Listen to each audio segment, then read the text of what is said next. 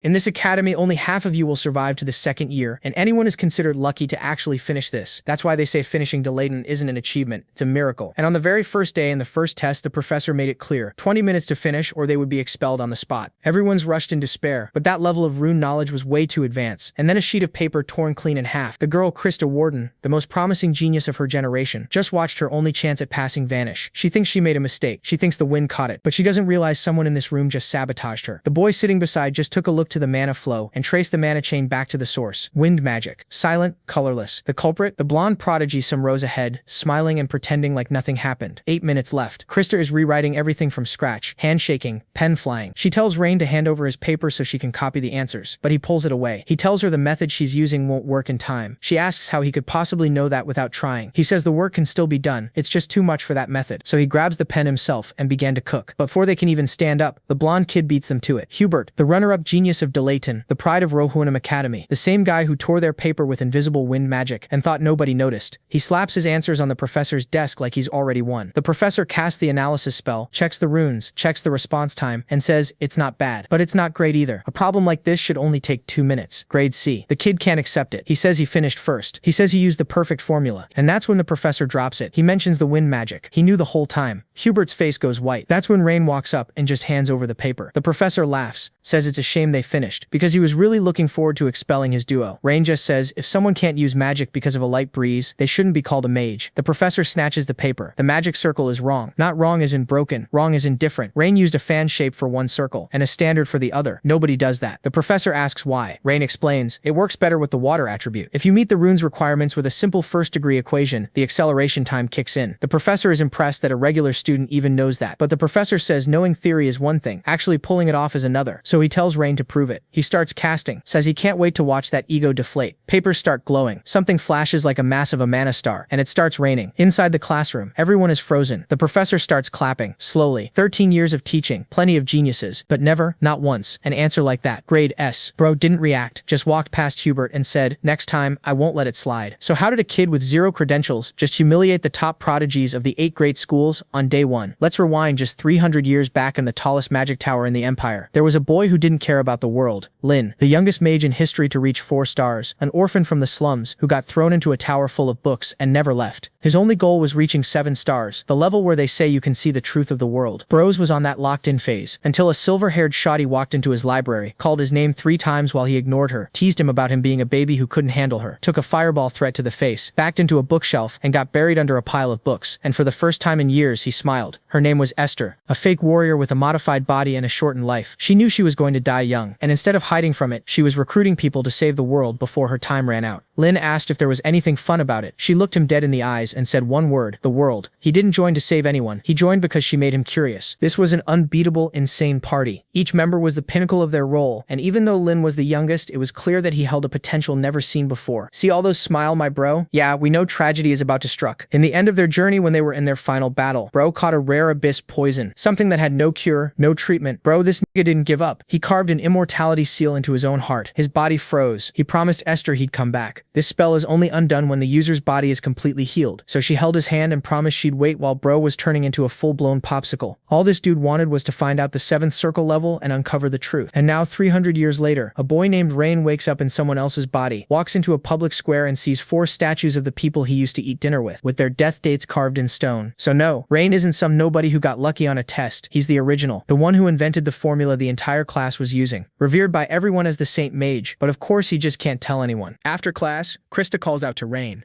When he asks what she wants, she kind of embarrassed thanks him for earlier. With a serious look, he asks her to say it again because he didn't catch it. Turning red, she tells him not to make it worse and says she'll pay him back so he shouldn't get full of himself because more than anything, they're rivals. While she's pointing a finger at Rain, some people walk by gossiping about Professor Owen giving out an S grade. They ask if it was for Hubert, but then someone says it was actually for Krista, which, they say, makes sense. They also mention that on the paired test, Krista ended up on the same team as that famous academic genius. The next day, at the academy, Rain reminded Krista about her promise to pay him back the next time she saw him and asked what floor the girl's dorm was on. She said his room was probably on the top floor because of his entrance exam score and that she'd warned him not to show off so much. He shot back that, show off or not, she was the one who said making promises you can't keep makes you look shallow. Starting off, she angrily told him to just wait a little longer. As Rain walked into the dorm, some guy muttered about him being the top-ranked student and the oldest son of the Ludwig family. Standing in front of a door, Rain wondered if this was really his room. With an amulet in hand, he opened it. Then he realized it was a private room. Walking over to the desk, he said the place reminded him of his time in the Magic Tower. Even in his past life, he'd been locked up in a room like that, doing nothing but studying magic. For a brief moment, he thought of Esther. Lying down on the bed, he figured that aside from the first class, there wasn't much else to do. He wondered if he should sneak into the Vatican to look for his remains, but infiltrating the place with this identity would be tough. Using a few magic circles, he tried to cast a spell, but to his surprise, it failed. Looks like he still wasn't ready for 4-star magic. Suddenly, an owl landed on his window, startling him. It dropped off a wooden box. Rain noticed there was no sender and wondered if his father had sent it. Inside were 2 books, but he froze when he realized one of them was the diary he'd entrusted to Esther. After thinking for a second, shock ran through Rain's whole body.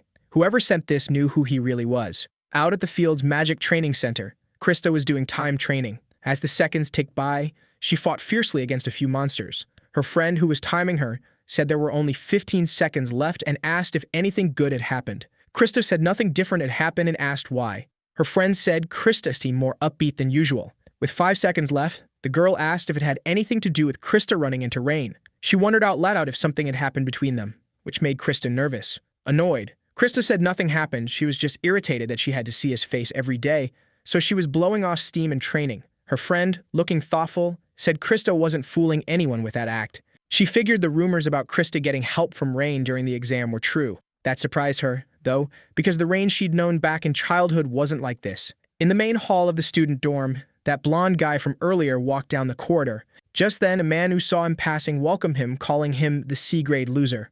Everyone else ignored it, since they already knew what the guy was like. Hubert turned to him and told him to stop messing with him, or he might not wake up tomorrow. The man, Logan, told him to relax. Mocking him, he said when he heard someone got a C, he almost pissed himself laughing. He added that, on top of that, a girl named Krista got an S rank even with sandbags holding her back. Hubert just ignored him and quietly walked away. But as he was leaving, Logan brought up Rain. Asking if Rain was as cowardly as the rumors said, he said that even so, Rain was still better than Hubert. Without turning around, the blonde guy said that wasn't something a guy with muscles instead of a brain would say and, pissed off, asked if Logan was challenging him.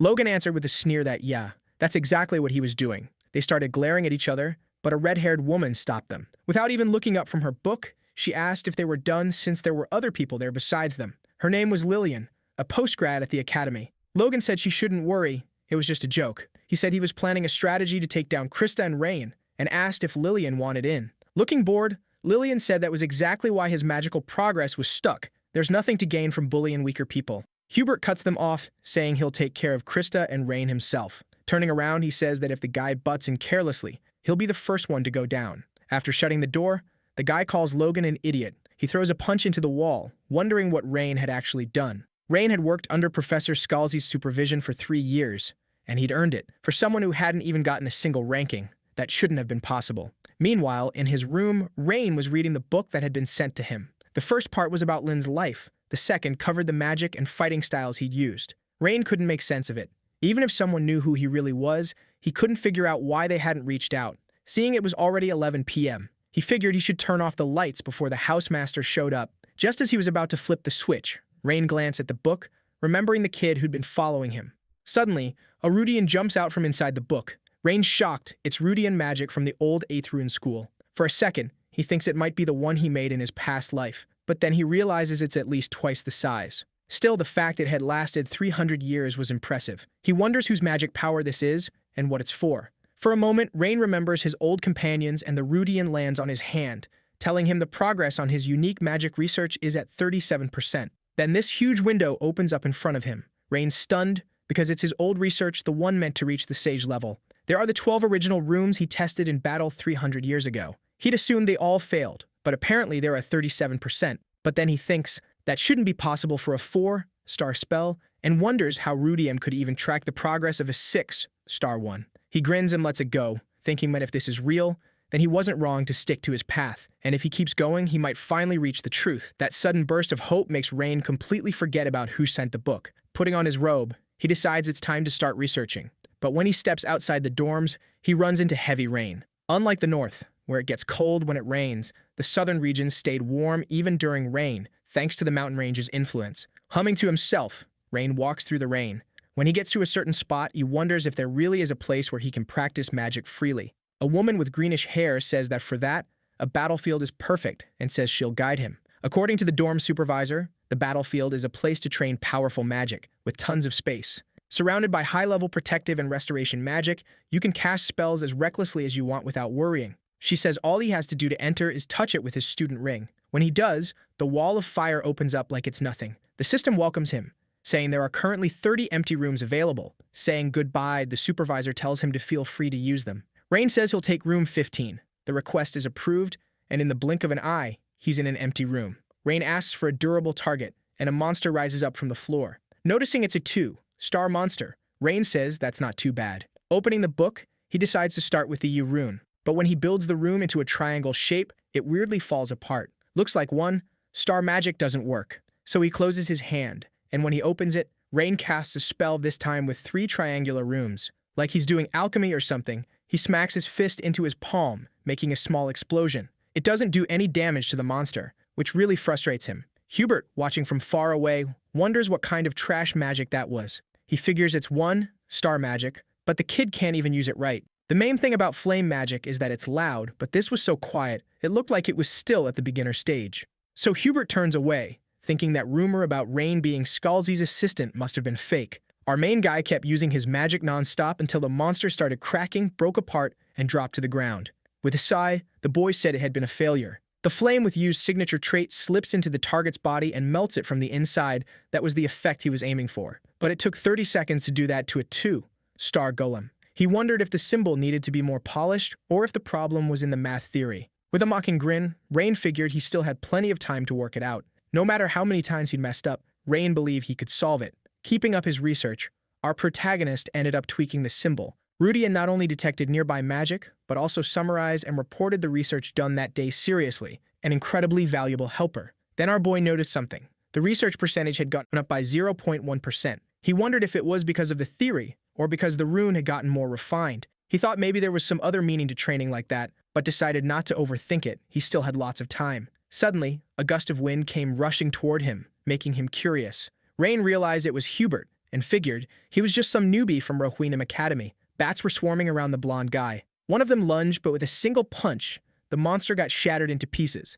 Moving fast, the guy kept attacking, and the rest of the monsters ended up the same way. That impressed Rain. He thought Hubert wasn't bad, someone worth keeping an eye on. But then our protagonist noticed something weird about the guy's movements. The scene cuts to the academy, where the professor explained the process needed to cast a spell. It was split into 3 steps. First, setting up the circle. Second, engraving the runes. And lastly, the mathematical calculation. Out of those, a lot of mages struggled with the 3rd step, because if there was a mistake in the calculation at any stage, it could cause a disaster. So, to keep them from turning into charcoal or getting blown to pieces, the Archmage Lin created a mathematical formula known as Lin's discriminant. He said he'd give them an example, and they had to solve it using Lin's discriminant. Since it might be too much for them, the teacher gave them 10 minutes and said the formula was made to be easy, so there shouldn't be any idiots who couldn't do it. Starting the timer, the instructor told everyone to begin. Looking at the paper he'd been given, Rain wondered who had passed that formula along, because none of his classmates knew his formula, and besides, they could barely add or subtract, so there was no way they could have taught it. Still, one person came to mind, Tarina, a kid who followed him around claiming to be his disciple. Our protagonist figured maybe the kid had shared the formula as something Lin had invented, but he quickly tossed that idea out since that had been over 300 years ago. Just then, Chris attacked him, and Rain asked if she was having trouble, telling her to show him. She said it was ridiculous for him to think that of her Krista Warden, the great genius. Suddenly, the professor stared at her with a deadly look, and she apologized, saying she wouldn't speak out of turn again. Rain asked what she wanted, and, stuttering a little, she handed him a box. Seeing it was a pretty fancy box, Rain asked what it was, and Krista said it was cookies. She said she made some with the time she had left over from magic training. Rain was about to ask why, but she cut him off and quickly said he was the one who'd said she owed him. Rain said, well, looks like she was more hardworking than she seemed, but when he opened the box, he found cookies that looked more like charcoal. Krista kept rambling, and, totally thrown off, Rain asked if she seriously called those cookies. Krista said yes, so Rain asked if she'd use mud instead of flour, which made her mad. The professor threw something at her, making her stop. Meanwhile, One student said Lin really was a genius for inventing a formula like that. Hearing all the praise from the students, Lin, now called Rain, felt like he was standing in a field of flowers. They said the mage might even be the reincarnation of an angel or a saint. Embarrassed, Rain begged them to stop in his head. Krista wondered why Rain's face had suddenly turned red. She wondered if he'd gotten shy over just a few cookies. And she thought that even though he always acted like he knew everything, deep down he had that side to him too. The teacher who come over says that for a primate who didn't even show up to class, she defended herself pretty well, and asks if she'd be interested in a special lesson. Saved by the bell, the chime rings, and the teacher tells them they should hand in their answers. While they're looking at the board with the available clubs, Krista asks which club Rain is planning to sign up for. Krista says she's going to join the Magic Volleyball Club because descendants of the magic bloodline have to keep their dignity by playing magic volleyball. Our protagonist asks if she's serious, and she says that until recently, she didn't even know that. Rain asks what volleyball has to do with dignity, and just as Krista is about to answer, he cuts her off to ask about some item. That makes her mad, and he basically ignores her and walks off saying he's going to check out the other clubs. Delayton offers a bunch of clubs meant for exchange and competition between students. That's what they're set up for. Among them were the Combat Magic Club, a club specialized in fire attribute magic, a club for festive and decorative category magic. Clubs are made up of students with the same goals or motivations, and they get funding for activities as long as the supervising teacher approves it. That creates a good environment for everyone to focus on their own research. There were a bunch of interesting places Rain wanted to check out, but with Krista following him around, he couldn't concentrate. She keeps yelling, trying to convince him to join the Magic Volleyball Club, asking if Rain's dad hadn't mentioned that people from the magic bloodline were supposed to sign up. Rain says even if that's true, it's not a problem. Krista asks why, and Rain explains that his dad isn't going to interfere with his decision. Krista's friend says that can't be true, because the volleyball club is a legit club, and he should join to honor the magic bloodline. Rain says it's not mandatory and that the Magic Sculpture Club caught his eye more. Plus, there was also the local Magic Development Club. Thinking back, Rain remembers how in the past people were fighting just to survive, but the world became peaceful, and little by little, everyone was able to do what they actually liked. Esther used to tell him that when he grew up, the world would definitely become a prosperous place, so she hoped Lynn would be able to protect us lives. Seeing Rain lost in thought, Gertrude calls out to him, asking if he's even listening. All of a sudden, Rain starts walking without saying anything. When they ask where he's going, he says he's going to stop by the local Magic Development Club. That leaves Gertrude confused, wondering if Rain doesn't know that magic volleyball is basically an essential part of high-class mage social gatherings. With a sigh, she says it looks like the glory of the Ludwig family who competed with the Page family for over 100 years is going to end with Lord Rain. Then she realizes something. If the Page family's eldest daughter disappeared after a certain incident, and now the Ludwig family fell too. With this intense, almost glowing hostility, she says that if that happens, it'd be the perfect time for a new era led by Krista. But when she turns around to look for the girl, Gertrude notices she's not there anymore. In disbelief, she wonders if Krista maybe followed Rain. And sure enough, just like Gertrude suspected, Krista has followed Rain, using the excuse that she's curious about the local Magic Development Club. They finally get there, and when Rain is about to open the door, he hears an argument coming from inside. One guy says he can't accept the conditions being proposed. The other tries to justify it with the whole the strong take everything idea, according to club rules. The arrogant guy is Logan, with his usual laid-back expression, telling the other kid to hand over the room. Seeing what's going on, Rain asks who that guy is. Krista asks how he doesn't know and explains it's Logan, a junior from Chihak Academy. Rain repeats the school's name like a question. With a sigh, she says it's a school focused on martial arts. Logan asks if the kid really wants to settle this with a duel, basically taunting him, asking if he even has the guts to duel him. Putting the kid's club down, Logan says a club like that won't be missed who even cares about a local development club anyway. Watching like a nosy neighbor, Krista says this kind of thing happens a lot because clubs need rooms to run their activities. And if you want to start a club when there aren't any rooms available, you have to take a room from another club. Rain asks if, this was settled through a magic duel, which the girl confirms, saying it was a clear and efficient method. Changing the subject, the girl kind of teasing asks if he isn't going to sign up for the club, and Rain says he doesn't like annoying stuff. Back to the conversation between the two guys in the club room. The guy says that studying math or making academic breakthroughs isn't the only reason magic exists. Logan asks what the reason would be, and the guy says, from the bottom of his heart, that academic achievements pushed magic forward. But agriculture and disaster relief are areas where magic hasn't really been used much. He says that if they could find a way to use magic there, maybe they could easily solve problems like poverty. Logan fires back, saying they definitely can't solve that with magic alone. Pointing at him, the nerd says that club was created by upperclassmen to make that happen, and that, thinking about the people suffering right now, he can't hand the club over to Logan. Hearing that, Logan bursts out laughing and asks if the kid is serious, saying that if it were really possible, the archmages would have done it already. Grabbing him by the shirt, Logan asks what the kid who can't even hold onto a club against a freshman thinks he's going to do. With a smug laugh, he asks if those so-called upperclassmen have gotten any results this whole time. That leaves the kid stunned, not knowing what to say. Then Logan keeps going, asking if he really believes in that prophetic research. He says that if the guy won't even dare to face him, then he must think it's no big deal and that's annoying. So he asks what the kid thinks about, instead of helping someone he doesn't even know, helping the person right in front of him. Still being held by the shirt, the kid says he can't do that. Logan comments that the kid can barely even keep his eyes open because he's so scared. Asking if the kid is even awake, Logan says there's nothing left to do except help him open his eyes.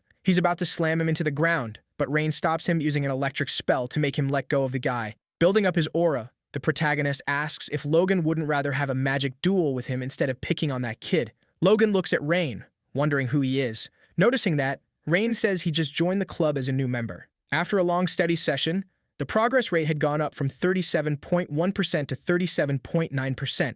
In a rhetorical tone, Rain wonders if magic can really do everything. It's not that anything is possible, there are still things magic can't do. But if it could create an oasis right in the middle of the desert, it could help travelers looking for water. Then he remembers Esther, who on one of her trips asked him to create some spells that anyone could use easily, to help people in trouble and make life easier. Logan stares at the protagonist, who just showed up out of nowhere, with hatred. Then he quickly changes his expression and says, "Oh, so you're a new member." He notices something interesting. Behind Rain is Krista, and the boy's red eyes aren't unfamiliar. Logan steps closer, saying the kid said something stupid and then immediately corrects himself, saying he has a bad habit of thinking out loud. Looking at the kid, he says he was actually on his way to greet him, but asks if he really mentioned a magic duel. In an arrogant tone, he asks if he heard that right. Calmly, the protagonist says yes, that's exactly what Logan understood. So Logan says that if he's that eater, maybe he should give him a match. Laughing, Logan asks if Rain seriously thinks he can beat him. Throwing it back at him, Rain asks if he's scared. If so, Rain can give him an advantage by not using any magic during the fight. And if that's still not enough, Rain says he'll only use 3 spells developed by that club. That confuses Logan, who asks if he's serious. Confidently, Rain says Logan's basically saying he won't lose either way. Hearing that, Logan says this isn't just a failure, it's stupidity. He puts a hand over his mouth, saying he misspoke again, then asks if Rain knows it takes 3 days before a new member can be approved. So, at that point, it was basically just a personal challenge. Noticing Logan was up to something, Rain tells him to just get to the point. Turning to the club leader, Logan says that if Rain won, he'd give up that room, and if anyone showed up to mess with them, he'd kick them out himself. But if Logan won, the kid would have to submit a form to drop out of school. Logan laughed, saying that for some reason, ever since he'd met him, he felt this huge, impossible to cross barrier. Just then, Krista, who'd been listening from outside, opens the door and asks if Logan is kidding, because the deal wasn't fair at all. Already sick of her, Logan tells the busybodies to shut up. Agreeing with him, Rain tells Krista not to get involved. She asks if he even understands what's really going on there. Staring Logan down, Rain says he doesn't need to because he's going to win. Rain tells Logan he can pick the date and time, he'll be ready whenever. Laughing, Logan says that since Rain's so confident, he'll get a teacher to act as judge. And since there's no need to drag it out, he says the duel will be that same day at 6, in the Dragon Blood Arena. Walking past Krista, who's standing by the door totally stunned, Logan says he'll be waiting for the kid. As he walked through the school, Logan commented that this time he caught something big, and the principal and the elders would be pretty pleased. He figured that day was going to be amazing. Calling out to Rain, Krista asks if he'd forgotten his place there, getting himself into a magic duel. Opening a book, Rain answers dismissively that he's a university freshman. In a serious tone, she tells him to stop messing around. Rain just ignores her and grabs a few more books.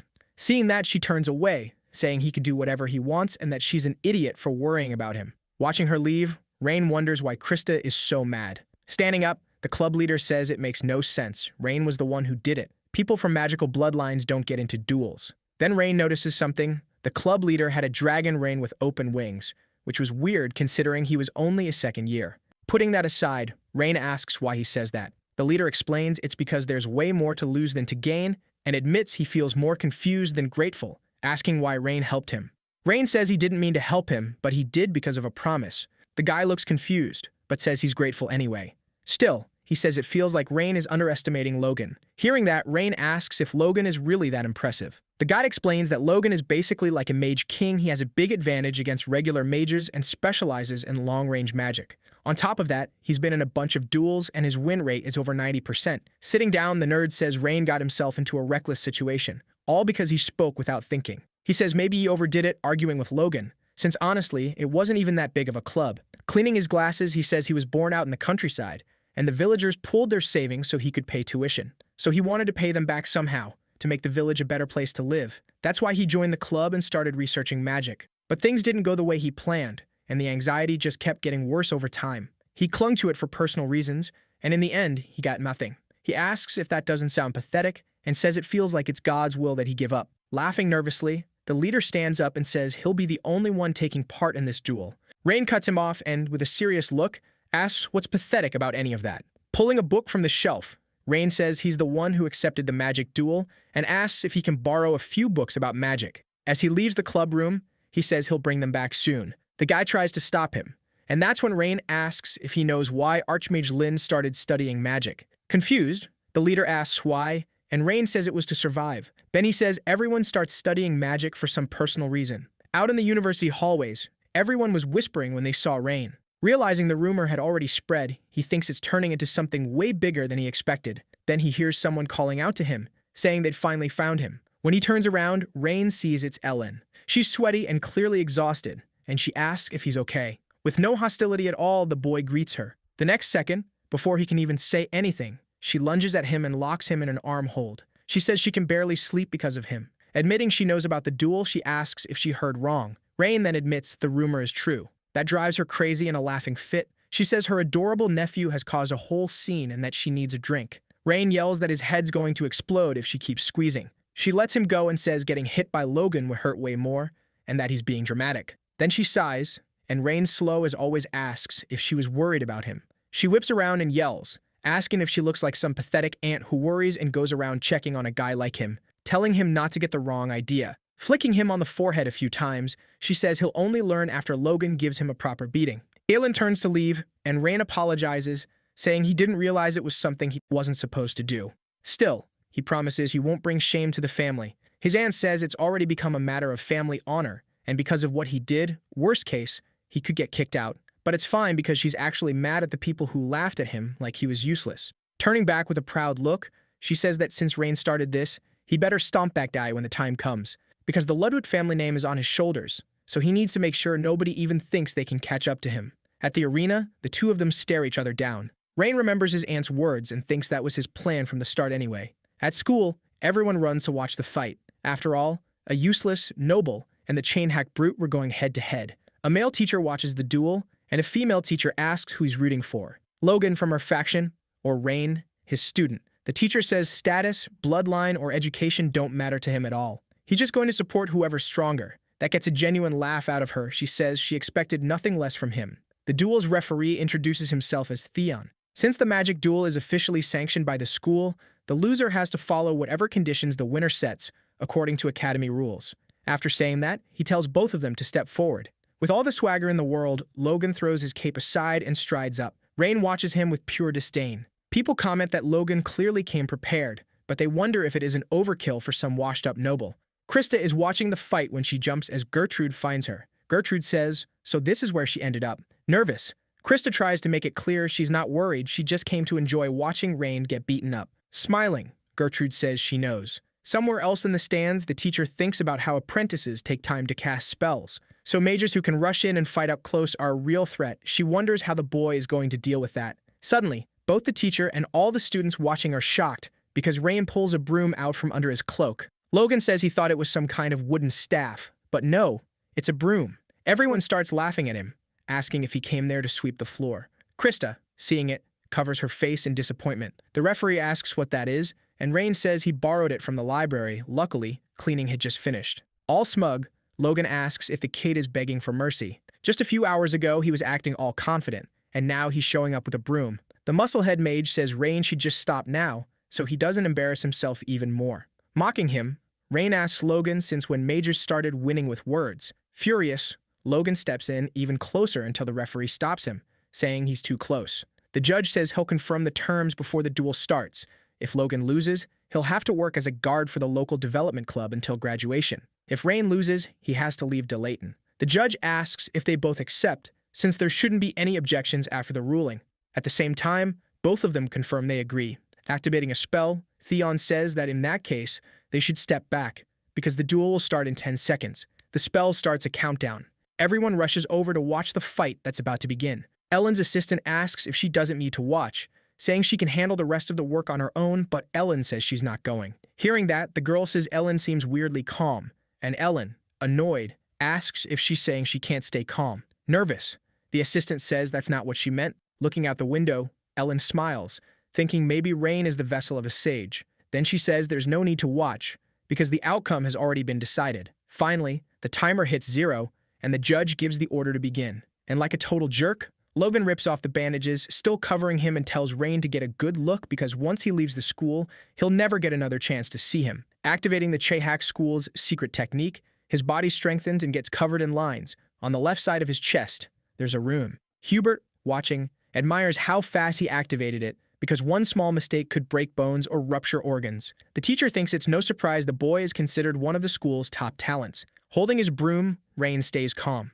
And with veins bulging on his forehead, Logan declares he'll end this in 10 seconds. Our protagonist sighs, and the guy charges at him. Everyone's eyes go wide, but Rain doesn't move. Right before hitting Rain, Logan says that even if the kid could move, the result wouldn't change, because the strengthening spell creates a magic barrier on the surface of the body for defense, and it explodes at the point of impact to deal damage. There's no stopping it. The only thing left is to crush the kid. But the moment Logan's about to land the blow, his arm gets knocked back by the spin of Rain's broom. Logan panics. There's no time to think, because the next second he gets hit by another spinning strike from the kid. The blow sends Logan flying through the air, and everyone's stunned. The professor wonders if that was the Osiris school's staff technique. 300 years ago, that technique raised Osiris into one of the 8 major schools, a technique created by the great mage Lin. Even mages needed to be able to fight up close, and rumors said the mage developed that technique with help from the heroine Esther. The professor is dying to know how the Ludwig family's successor learned it. At that moment, the blonde teacher notices something that shocks her. The broom the kid used didn't even break.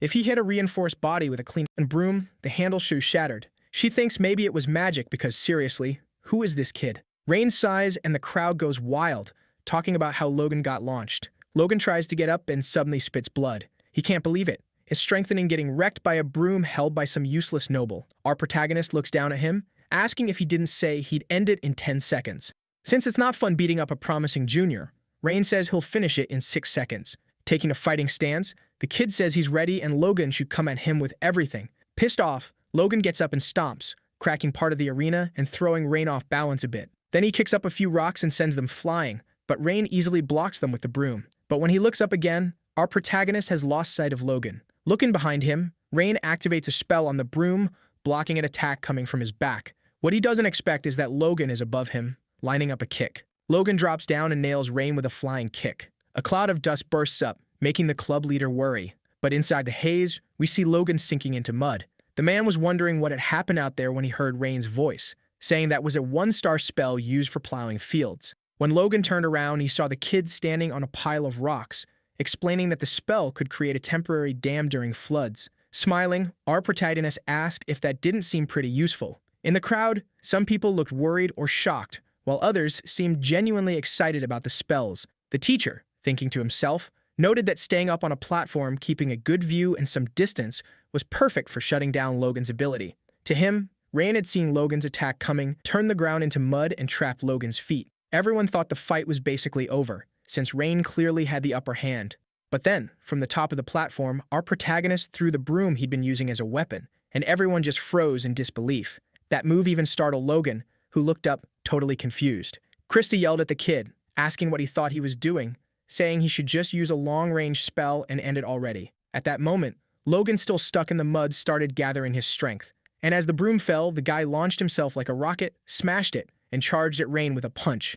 But right as he was about to hit Rain, Logan got stopped by huge tree roots our protagonist summoned. Everyone's jaw dropped, because that spell could basically bring dead plants back to life. That's when Logan realized why the kid had thrown the broom. Breaking part of the branch that was holding Logan, Rain said that, like he promised, he'd only used 3 spells, and he asked if, in that case, they should just end this. Realizing he was about to lose, Logan started cursing him out, thinking there was no way he could allow himself to lose in such a humiliating way. He began twisting and struggling, trying to break free. Seeing that, our protagonist wondered if he'd put in too much magical power, but then he said maybe it was just sticky because it was a vine and that, considering plant traits and how easy it was to control, it still needed improvements. Rain commented that Logan looked like he was in pain. Still, he told him not to worry, he'd be more comfortable soon enough. Holding the branch, our protagonist pretended he was going to jab Logan in the eye. But at the last second, he swerved, turned away, and tossed the branch aside. Frustrated, Logan demanded to know what he was doing, since he'd said he was going to finish this.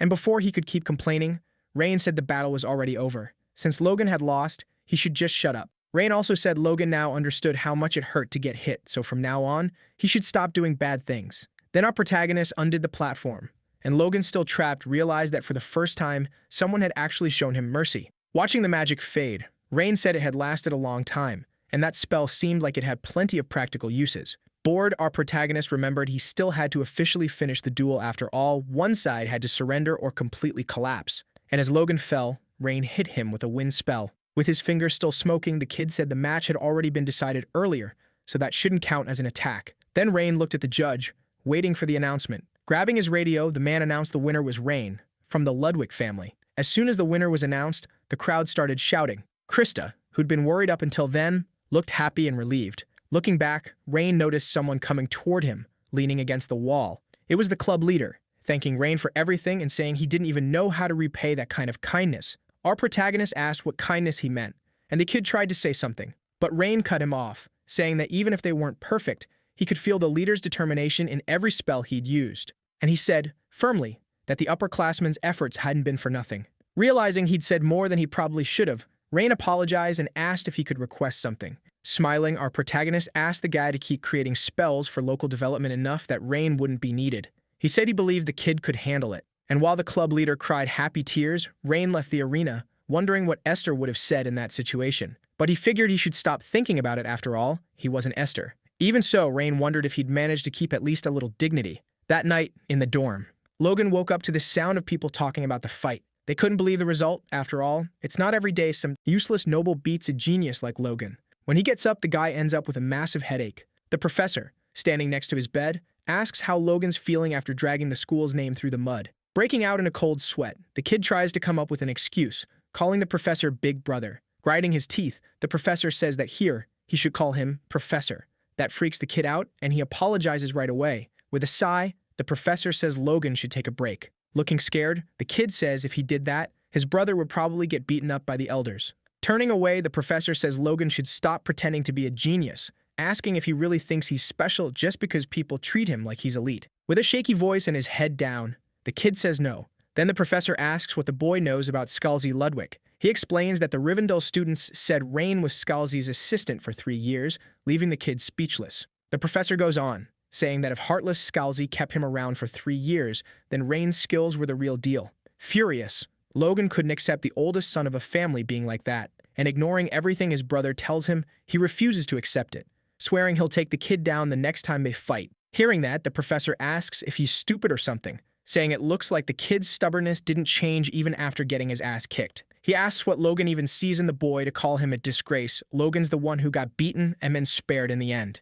Still, if that's the only conclusion Logan can come to, his brother says he can do whatever he wants. As he leaves the room, the professor reminds him to make sure he follows through on the bet. Now alone, Logan convinces himself he wasn't intimidated by his brother and that he didn't argue out of respect. Rewinding a bit, 15 minutes before the magic duel with Logan, Rain was into Layton's Central Library, the biggest library in the Empire. He thought it was weird that Lynn's biography and diaries had been handed to him. He asks the secretary where he should go to find books like the ones he has. And the next moment, she hands him 2 books, one about the life and achievements of the Archer Kais, and another about the Fire Dragon Priestess, Friede.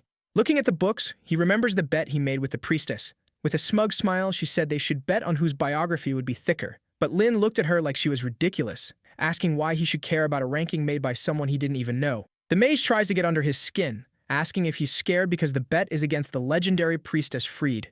Like a kid, he falls for it and accepts, saying the outcome was obvious anyway. Esther, who is training with a stone stuck on the tip of her sword, turns around and says that in that case, she's betting on Lynn. Friede asks why she always bets on the boy, and Esther says it's the obvious choice. Walking up to Esther, Lynn asks what the real reason is, and with a smile, she says it's for a bunch of reasons. Suspicious. Our protagonist asks why she's dodging the question. So she finally answers, because of her bloodline, her time is really limited, and she won't live long. Also, Kai's was the oldest in the group, so he'd probably be next, and Free wasn't that different either. But Lynn was young, so she said that out of all of them, he'd be the one who'd live the longest. And that's why his biography would end up being the thickest. So even if they didn't know what the future would bring, she hoped that one day they'd get to see Lynn's biography. With the book in his hands, the boy thinks about how ironic it is because he was the first one to die. In his head, he congratulates the priestess on winning. Putting his companions' biographies side by side, our protagonist realizes Kai's was the thickest of them all. Reading the archer's book, Rain is surprised after founding an archery school and training a bunch of disciples.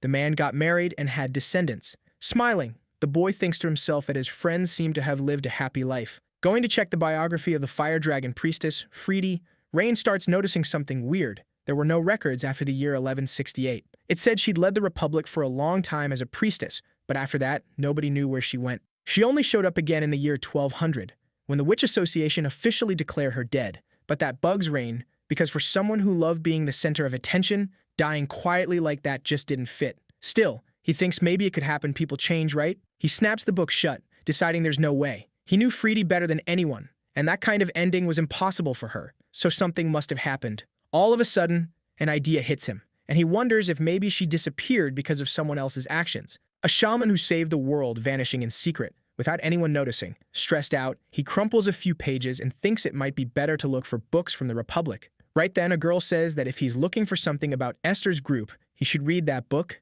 and she hands him the biography. He thanks her, happy, thinking it's a biography about Esther. But when he takes it, he realizes it's about the Ash Shaman, Terena, his disciple. That sends him drifting off into his thoughts until the girl who gave him the book asks what's wrong. He says it's nothing, and thanks her for the recommendation. As he flips through the biography, Rain wonders when that mischievous girl had become a shaman. I mean, a shaman who commands spirits is one of the highest ranks among witches. It's not something just anyone can become. So he starts thinking maybe she was the one who succeeded Freed. After reading for a while, he can't stop wondering how someone could live that long. It's hard to know whether to believe it or not, and with what he'd learned about Freed, Rain thinks he might need to find a book from the Republic. Just then, he hears the signal that the duel is about to start. He's still debating whether he should go, but since he already talked all that big talk, he figures he has to. Standing up, he asks the girl if she can hold on to that book for a bit. She says it'd be hard to keep it if someone requested it, she'd have to hand it over. So Rain says he'll be back in 15 minutes. After finishing the magic duel against Logan, Rain rushes back to the library and notices the librarian looks anxious, like she's searching for something. Looking at Rain, she asks if he happened to take the book earlier, which he denies. Rain asks if it disappeared, and Karen confirms it, saying that when she finished her tasks and came back, the book was already gone. Rain asks if maybe someone else took it, but the librarian says no. If an unregistered book was removed, the alarm would go off. Rain can't figure out how that could have happened in such a short time. Seeing how worried Karen looks, he doesn't think she's lying. Karen apologizes because she'd promised she'd keep the book safe. Rain tells her it's fine, they can just buy a new one, and she should place the order as if he'd lost it. She tries to refuse, but after Rain insists a lot, she finally agrees. She says she's surprised someone like him even exists, and thanks him. In his room, Rain stares at the ceiling, thinking that lately people have been thanking him a lot. But even if it's kind of a waste of time, for some reason he doesn't feel bad about it. He wonders if it's because his body changed, or because he's been living such a peaceful life.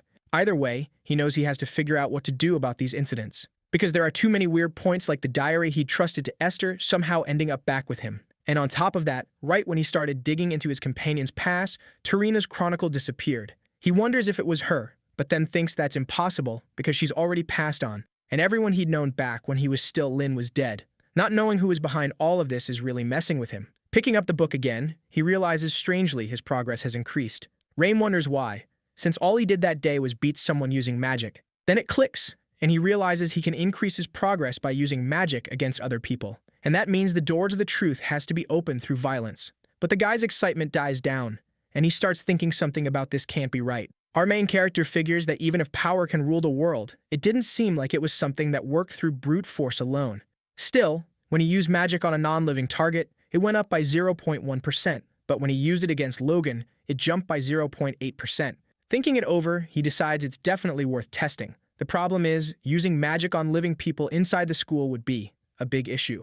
so he starts thinking maybe he should become an adventurer. Rain points out that either way, he's going to need money to buy the books, so it would help. The next day, our protagonist, Chad, is surrounded by girls fighting for his attention. Grumpy as always, Rain says he's not interested in getting close to them and asks if they can go somewhere else. But they just assume he's joking and start laughing. Two guys comment that, apparently, Rain is doing pretty well with the girls, and that flirting like that first thing in the morning is pretty classy. Hearing that, he's just sick of all of it. Then Krista shows up, draws all the girls' attention, and tells them to make room. And like magic, they all scatter, and she can finally sit down. Whispering in Rain's ear, Gertrude says maybe his real nickname should be Lady Killer, giving him a mischievous grin before walking off. Rain tries to talk to Krista, but she looks kind of mad and tells him not to talk to her. Rain asks why, and she repeats herself, asking if she didn't tell him to stop bothering her. Giving up on fixing it, he says he won't bother her anymore. In his head, he wonders if it's because of the magic duel.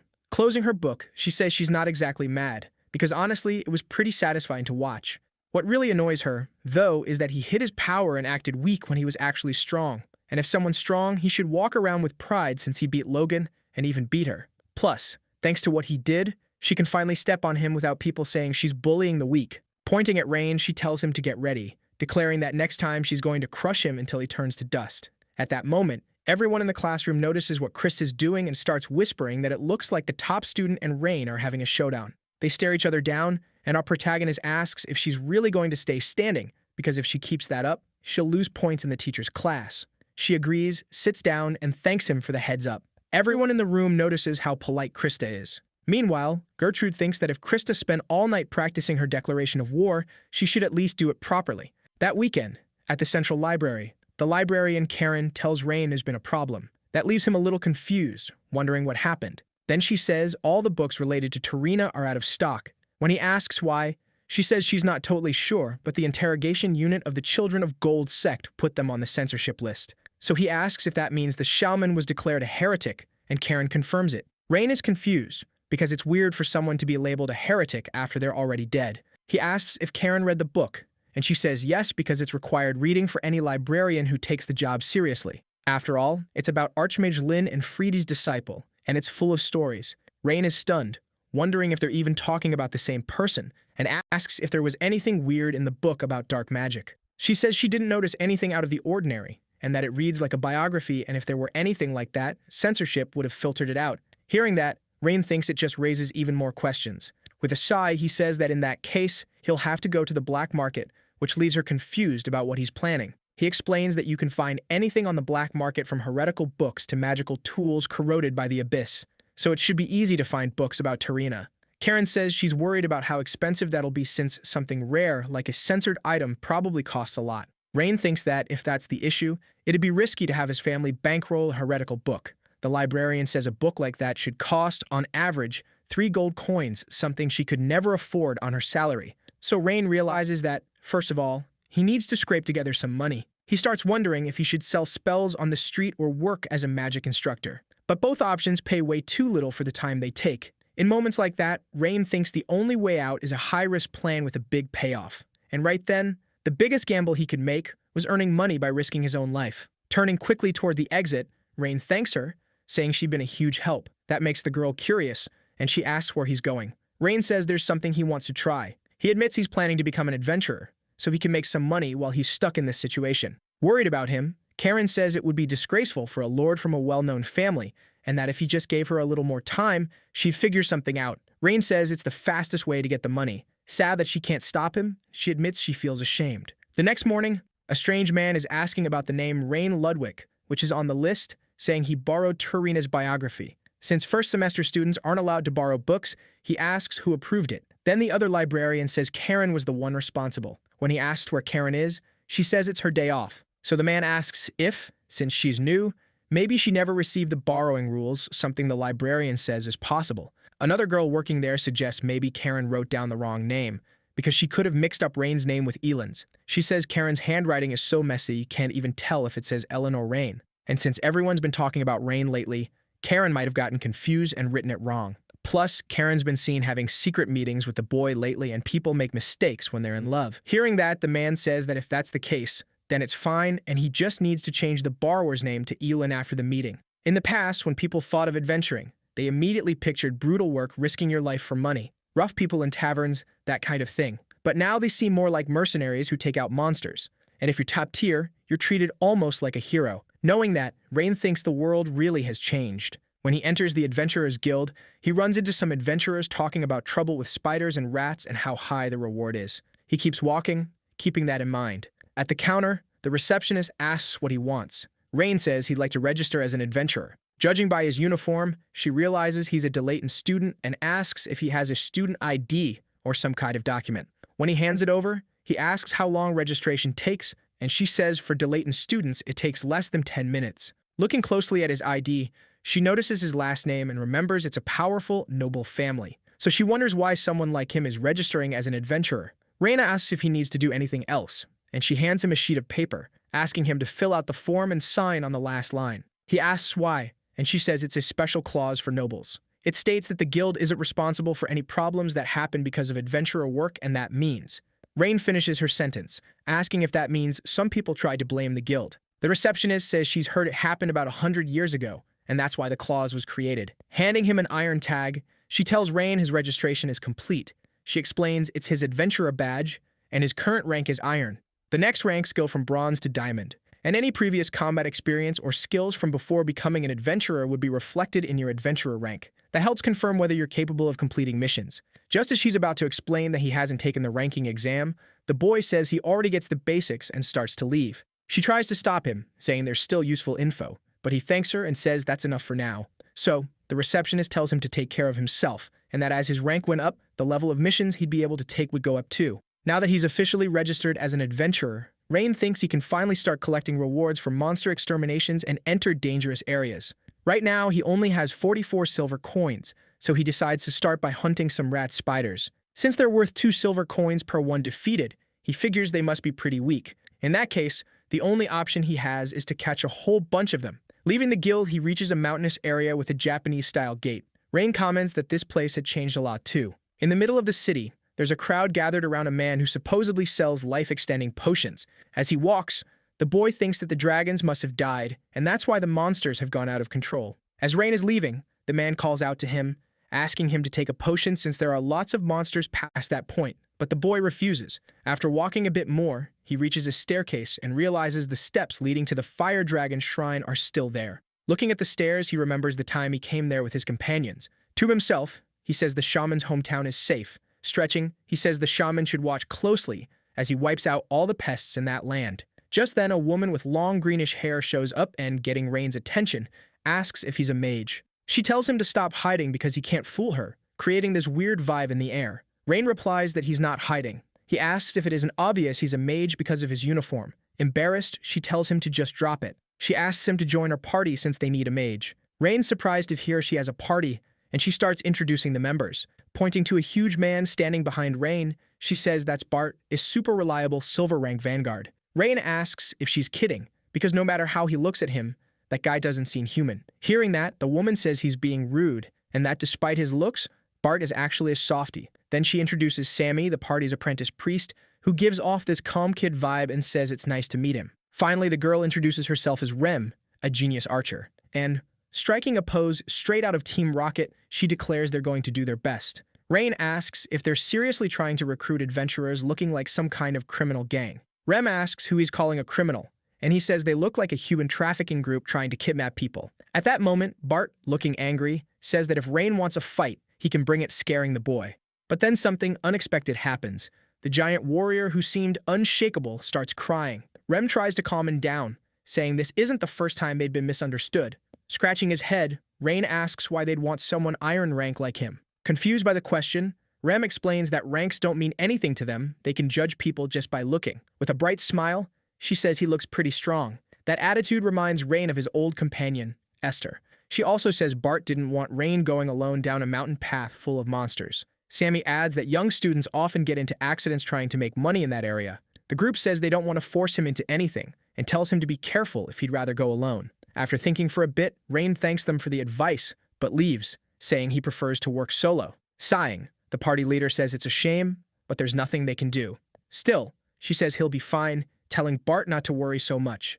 As Rain walks away, Rem says they should start hunting the rat spiders, since she's already found their habitat. Just then, someone taps her on the shoulder, cutting her off. It's Rain sweating and introducing himself. He says he's available to join the party. And with that group, Rain heads out to exterminate the rat spiders. Somewhere else, we see the spiders feeding. In the middle of the forest, a rat spider is chewing on tree branches. Then he hears something. It's Rain's group, wondering if rat spiders even really exist, since they haven't seen any sight of them around there. Bart asked if it'd be okay with the kid if they split the profits evenly, and the kid said that sounded fair. They asked if this was Rain's first adventure and whether he knew what those rat things were like. The kid said no and asked if they could explain. That's when the cleric explained that rat spiders were creatures with a rat's head and a spider's body, and their colony was made up of the queen, her soldiers, and the workers. The workers were omnivores and ate trees, while the soldiers attacked humans. Hearing that, Rain asked about the queen. The young priest said it wouldn't be necessary, because they weren't going after her this time. They were only going to take out the soldiers, and the queen, who rarely came above ground, would be left alone. That was the basic plan. Rain asked why they were leaving the queen alone, and if it wouldn't be better to wipe out all the monsters at once. Bart said the queen wasn't even close to being as big a threat as the soldiers. If they tried to capture the queen, it would take a whole operation that would cost a ton of money, so they started with the soldiers, since those were the ones messing up everyday life. With a sly grin, Rain said that if it was that hard, the reward for catching her must be huge. As he pushed through the tall grass, Rem told him not to even think about it because the queen was a terrifying opponent even for high-rank adventurers. Just then, the girl got excited about something she spotted, like she found what they were looking for. Jumping down a slope, she shouted that she finally found the rat spider's hunting ground.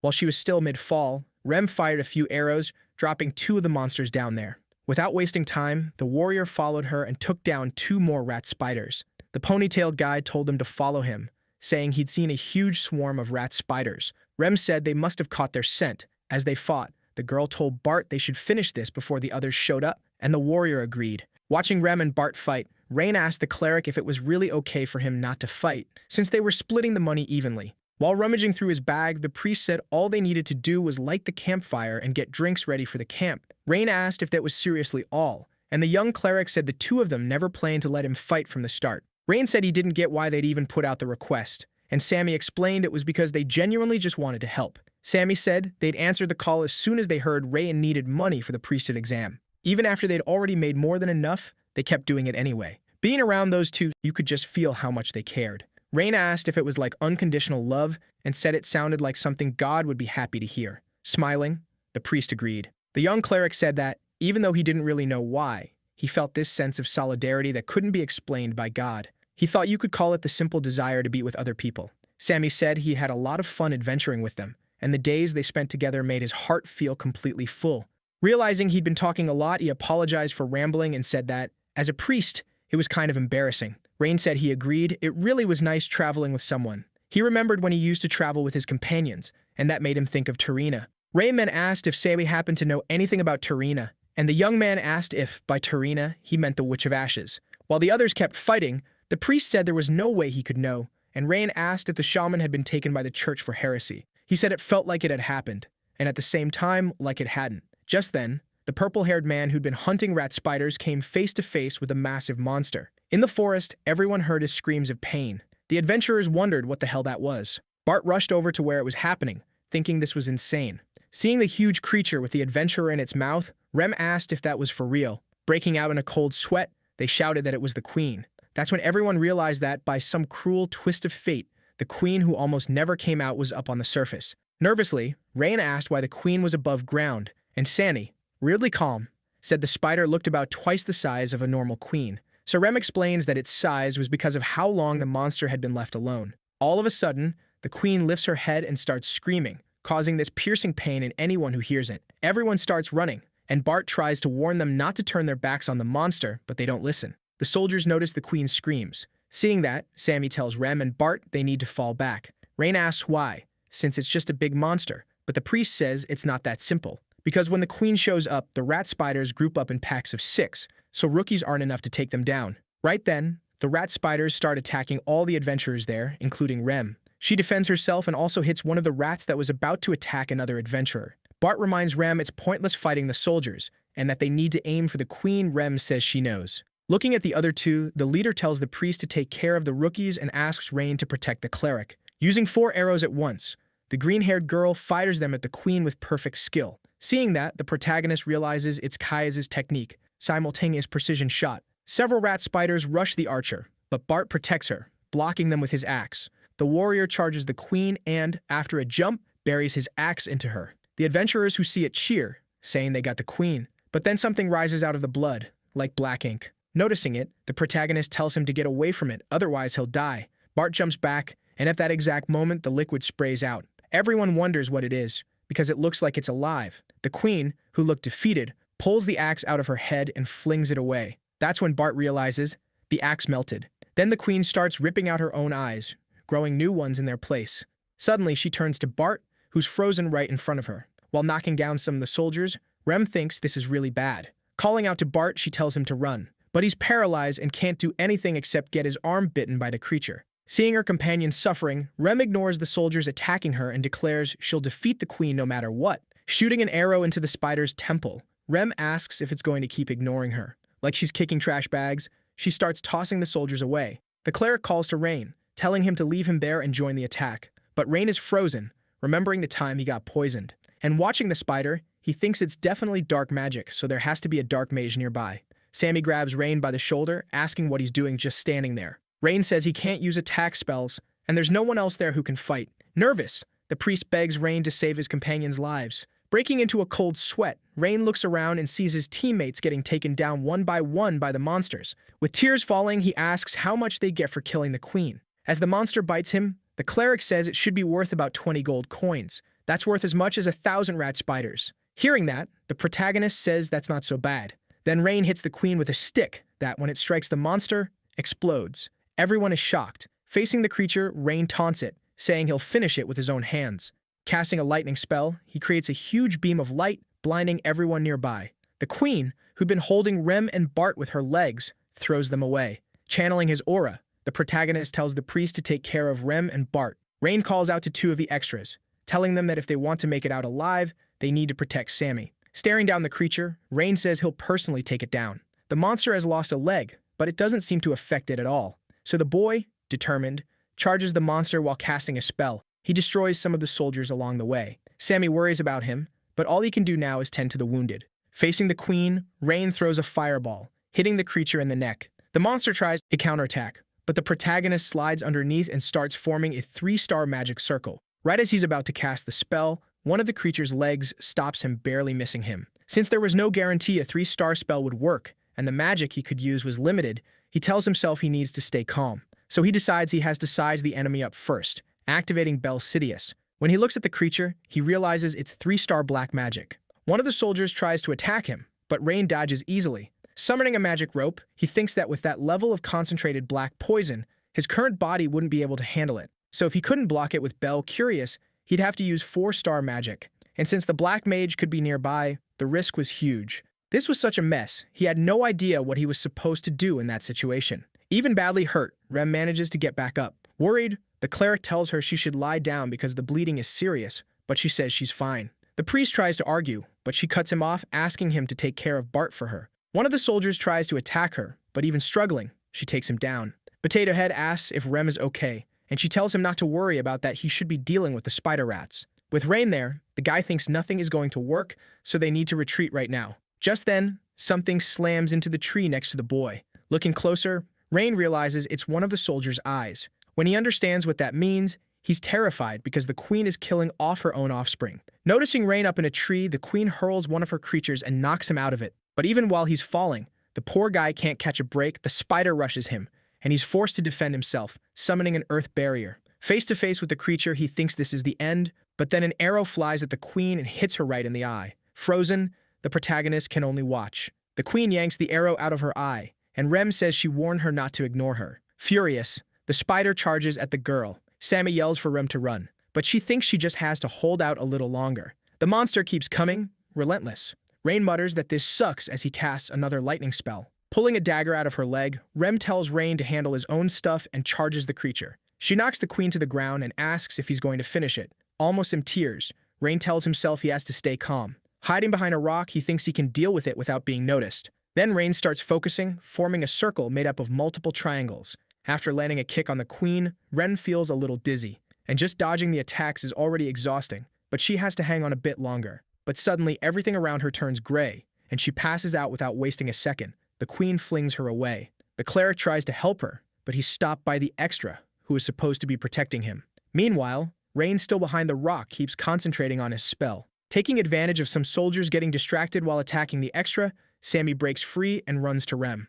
The protagonist spits blood from the sheer effort it takes to complete the spell. Right as the queen is about to finish Rem off, the priest shows up, dodging the blow with the girl in his arms. That shocks everyone, even the creature, whose eyes go wide. Rem asks what Sammy thinks he's doing. Grabbing her by the shirt, he says they have to get out of there alive so they can keep smiling. So she needs to stop doing reckless stuff. She apologizes and, holding onto the cleric's shoulder, says that when they get back, he'll have to write a reflection letter. He agrees, and with both of them facing the queen, she tells him he'd better be ready. The queen is about to attack, and the two brace themselves for it. But then something unexpected happens. Rain's spell is finally ready. He launches a massive fireball, taking the creature down. That spell was made of 4 layers of triangles. The runes used for the inscription were angle, rule, bind, and finally, disperse. Then the math to solve it included 14 polynomials and 7 rational functions. The coordinate equation calculation was finished, along with the power equation calculations. Then he activates the last circle, disperse, creating a pillar of fire that ends up burning the queen to a crisp.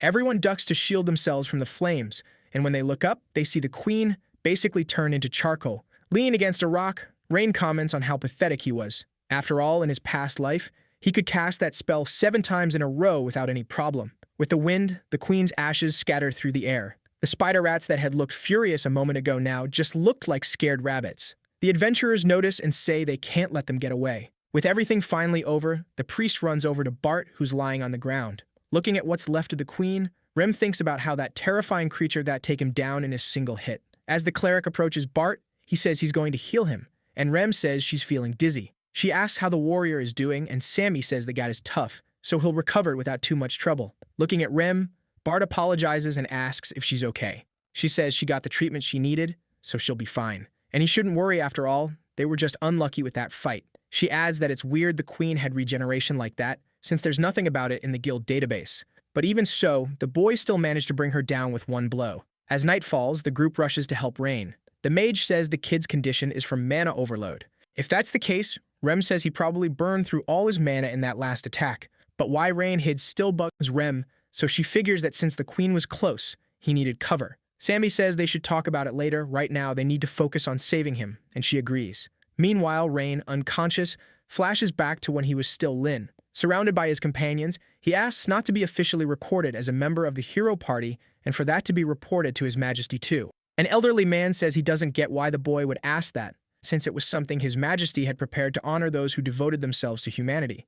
Esther asks if he hates them or something, and says if he's messing around again, he needs to stop calling him a troublemaker. Confused, the protagonist says it's not like that, and that he's just different from all of them. That makes Freedy's face tense up, and she demands to know what he's talking about. But then Lin cuts in, saying he doesn't carry a destiny like Kai's or Freed. He doesn't even have a mission to fulfill like Esther. And he didn't set out on this journey for someone else either. He did it purely out of personal curiosity. Being part of it was nothing more than coincidence. So Lin says he doesn't deserve to have his name recorded because he can't go and stain their reputation. Hearing that, Kai's puts a hand on Lin's head, and everyone starts laughing, saying how funny he is for worrying about that. Annoyed, the boy says it's not worrying.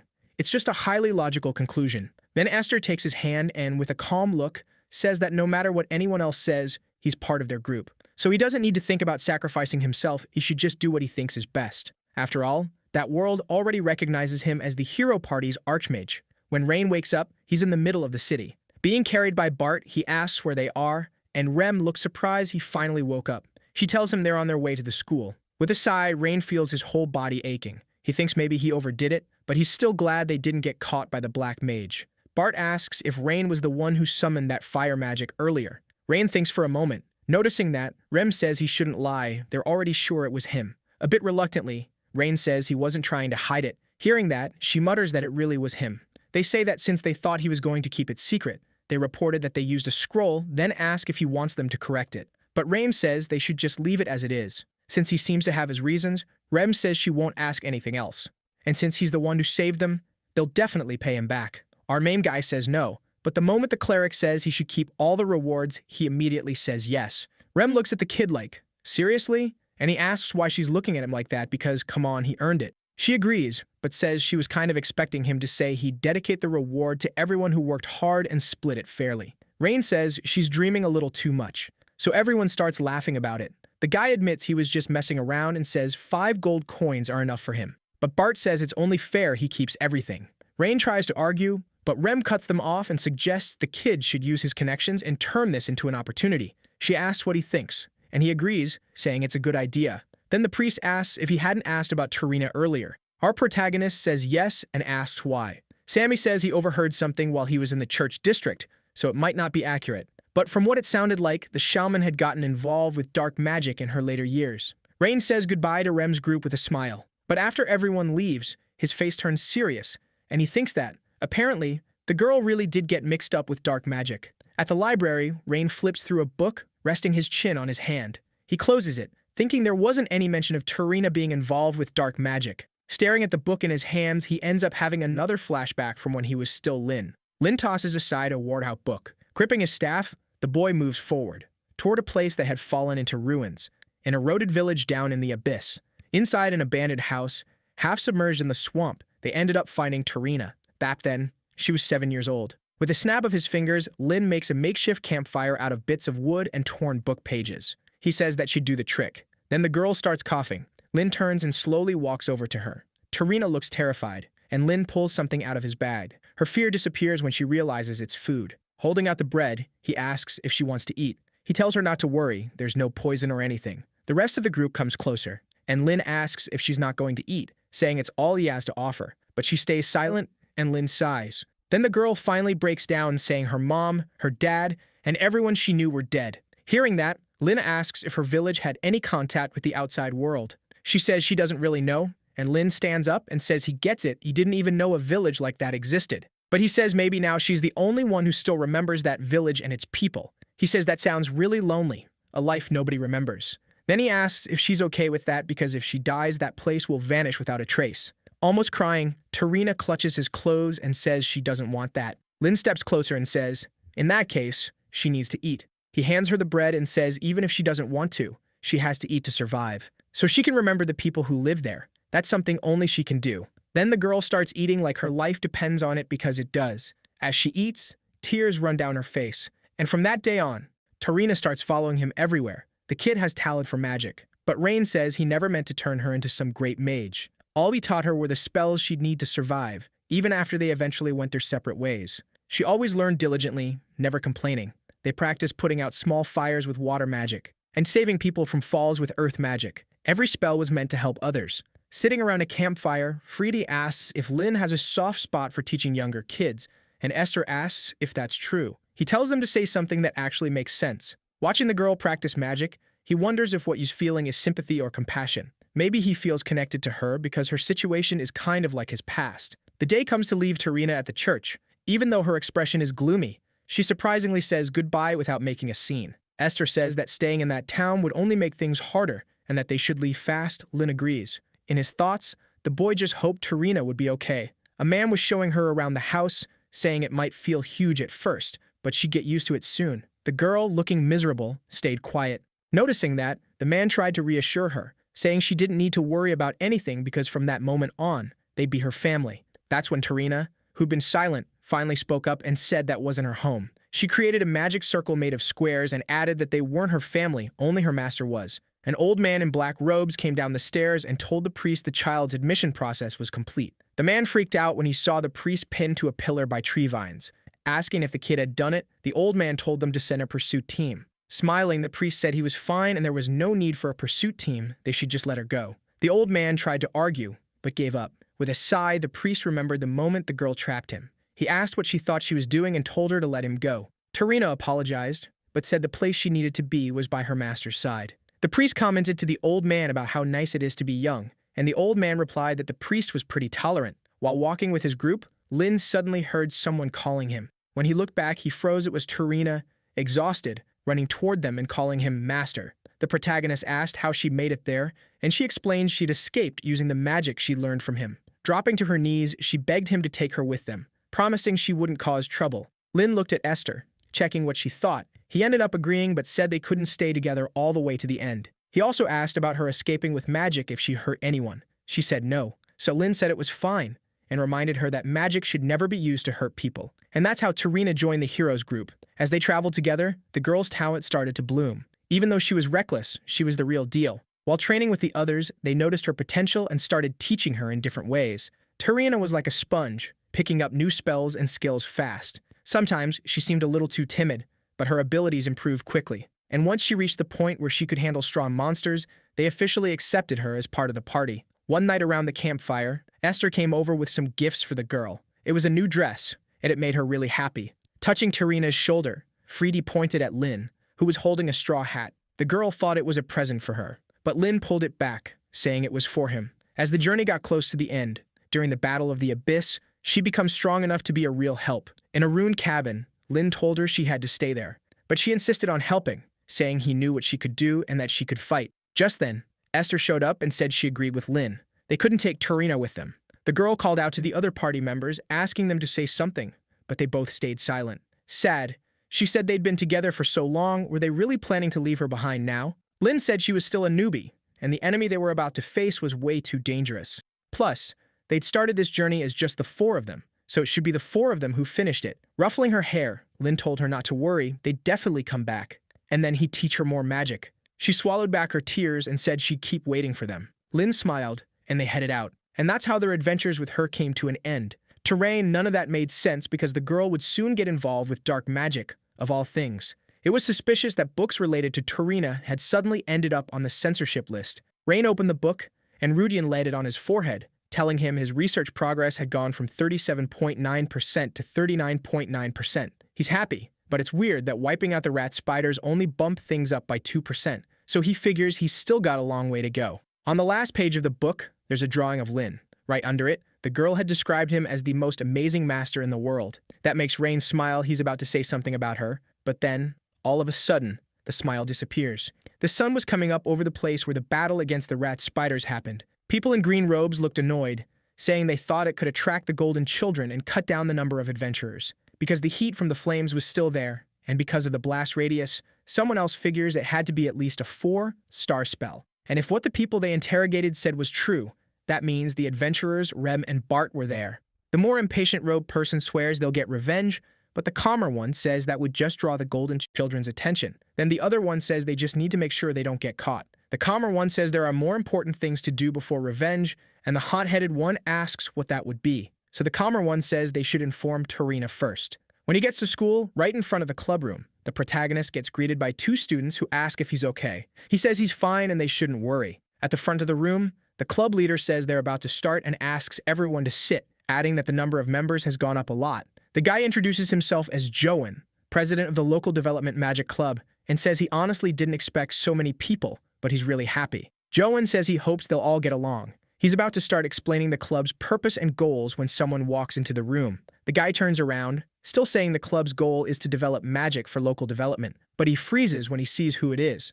Everyone's shocked, because it's Logan. After a pause, the man introduces himself as Logan and says he hopes they'll get along. A little nervous, Joan says he showed up at just the right time. Waving his hand, he tells Logan to take a seat. But Logan freezes when he realizes the only empty seat is the one next to Rain. The protagonist, as smug as ever, points at the chair beside him with a nasty little grin. Once everyone sits down, Joan decides they need to start with a fresh mindset and asks them to take good care of things. Rain comments that looks like Logan really keeps his promises, and Logan says he's just following the rules. While Joan is explaining, the protagonist is lost in thought. He wonders if he'd be able to beat the black mages if he ever had to face them. Summoning his Rudian, he sees he only has 12 cane magic power and 311 stamina, so he thinks he needs to toughen up his body fast. But he can't just do random workouts. It'd be better to have someone who can guide him. Then Rain ends up thinking of Logan, who's basically perfect for that. Later, on the training field, Rain is suffering through Logan's training. During the session, Logan remembers when the kid asked him to train him. Logan says he doesn't get why Rain would ask that. After all, Rain's the one who beat him. So what's the point of learning from someone who lost? The protagonist says Logan shouldn't hold a grudge like that, and says Logan is like the poster boy, the next generation of the Musclehead Specialist Group. That pisses Logan off, veins popping on his forehead. He says he lost the fight, so he deserves to be ignored. But he also says there's no reason for the kid to trash his school. Rain scratches his head, confused, and sighs, saying he's not free enough to just go around mocking people. Capping his book, the protagonist says that since Logan seems to be getting the wrong idea, he'll be more direct. Pointing at him, Rain says Logan is strong, so he wants Logan to help with his physical training. Plus, he's not making fun of him. He's only asking because he was genuinely surprised someone that age could be that strong. Logan appreciates it, but at the same time, he's confused about what Rain means by that age. The protagonist says a strong body is the most important basic foundation, but he doesn't have that. So he plans to train properly. Otherwise, he'd just be wasting time. So he asks if Logan doesn't think it'd be better to do it with guidance from someone who actually knows what they're doing. Logan sighs and agrees with the kid, saying there probably isn't anyone more qualified than him in that field, but he says he can't teach Rain, so the kid should find someone else. Thinking the issue is money, our protagonist tries to offer a good amount, but Logan refuses, saying that's not the reason. The kid is from the magical aristocracy, and Logan is from one of the 8 schools, so, according to him, they're enemies. And enemies aren't supposed to support or help each other, which makes the kid look annoyed. Rain calls out to him, and the moment the man turns around, the kid already has an attack magic circle aimed right at his face. Making a gunshot sound with his mouth, the kid disperses the spell. He says Logan's lucky, because if he wanted him dead, he'd already be dead.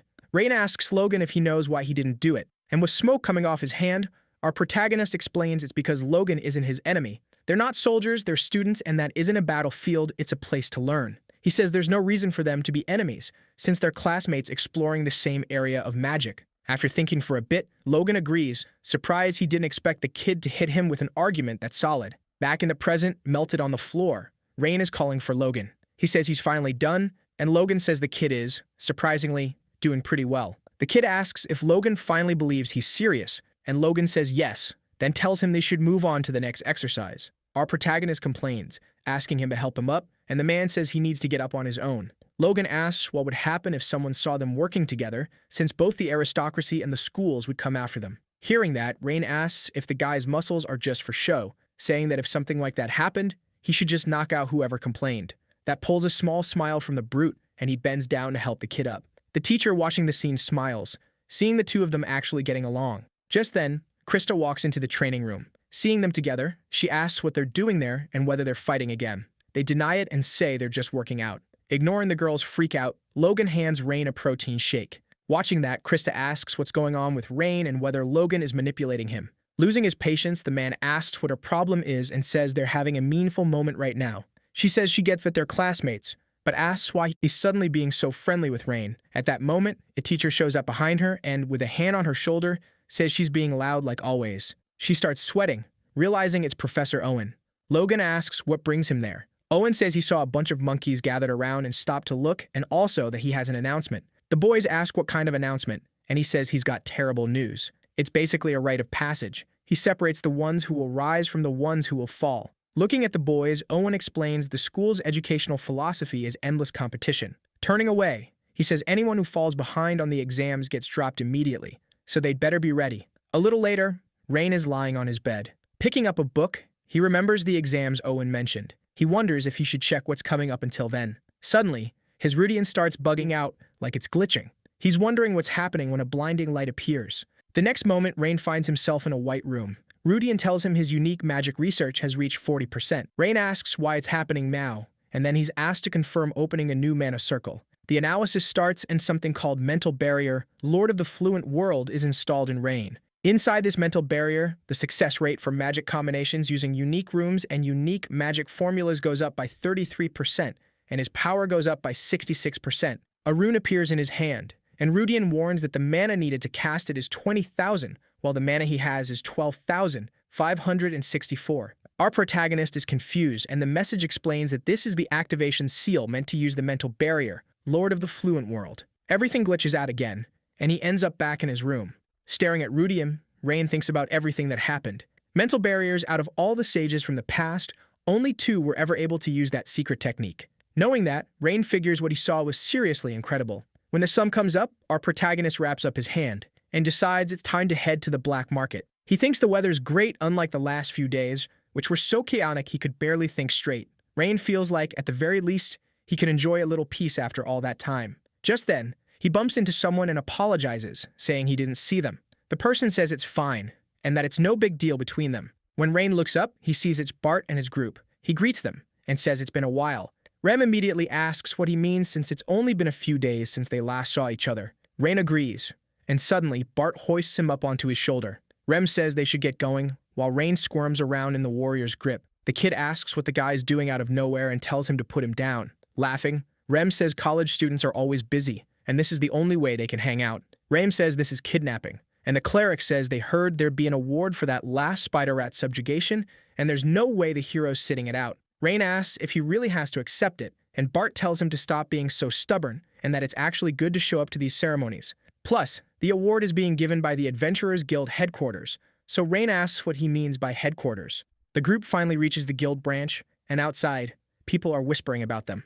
With dead fish eyes, Rain asks why everyone's making such a fuss. Rem explains that Bart comes from the school of the only saint of the 7 swords, and she's an archer from the drunken archer school, and on top of that, he took down the queen in a single strike. Rain says maybe their masters are just weak. Hearing that, the girl gets furious, but Sammy holds her back. Calm as always, Bart says it might look that way from the kid's perspective, but he and Rem have fought countless enemies and made it to silver rank. Still, they never thought they lacked skill until they faced the queen. That leaves Rain thinking. Then someone shows up, an archer. He pulls back his hood, and Rain flinches. The man who looks a lot like the drunken archer says, "So these are the rising stars among the young adventurers." Everyone murmurs that he's the bow saint. Sammy says the Empire gathers the best warriors of the era and names them the Emperor's 4 martial stars, granting them huge power and honor. And, as expected, their presence is overwhelming, just like the rumors said. Looking at Rem, who seems kind of down, he asks what's wrong. The archer, looking confused, walks closer.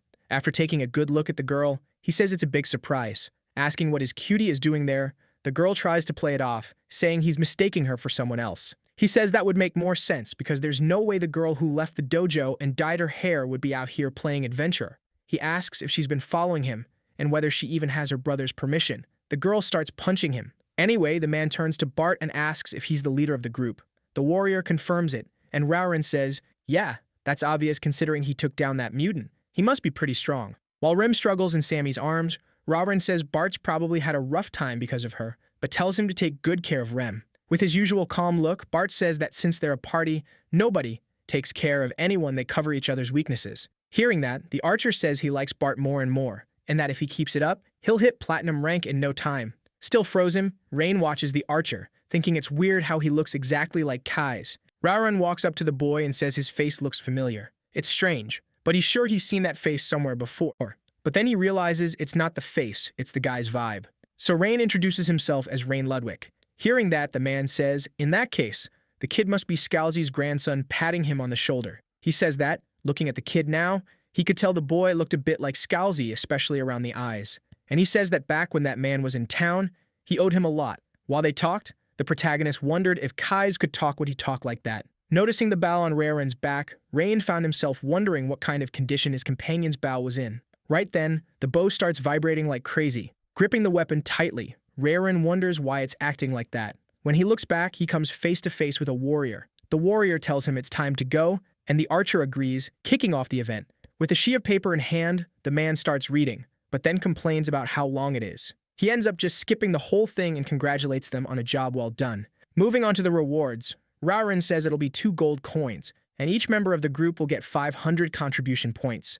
After the event ends, the group gets sworn with offers to join other guilds. Watching from the sidelines, Rain and Sammy comment that Rem and Bart are pretty popular. The cleric asks if it's really okay to say the queen was defeated with a scroll, and Rain confirms it is. Sick of all of it, the protagonist says he's heading out, and Sammy says in that case, he'll let the others know. And before the kid leaves, he tells him he's been promoted to bronze rank now, so someone might recognize him on the street. Still, he hopes nothing troublesome happens. In an alley, the protagonist uses his Rudian, checking how much longer it'll take before he can use the mental barrier. He realizes he's still got a long way to go, but he figures once he gets it, he can focus on mana training. Mental barrier, the sage's domain he never reached in his past life, was finally within reach now. Just then, someone calls out to him, calling him young Master Ludwig. The person tells him that even if he goes that way, he won't reach the black market. It's not that he took a wrong turn because of a bunch of circumstances.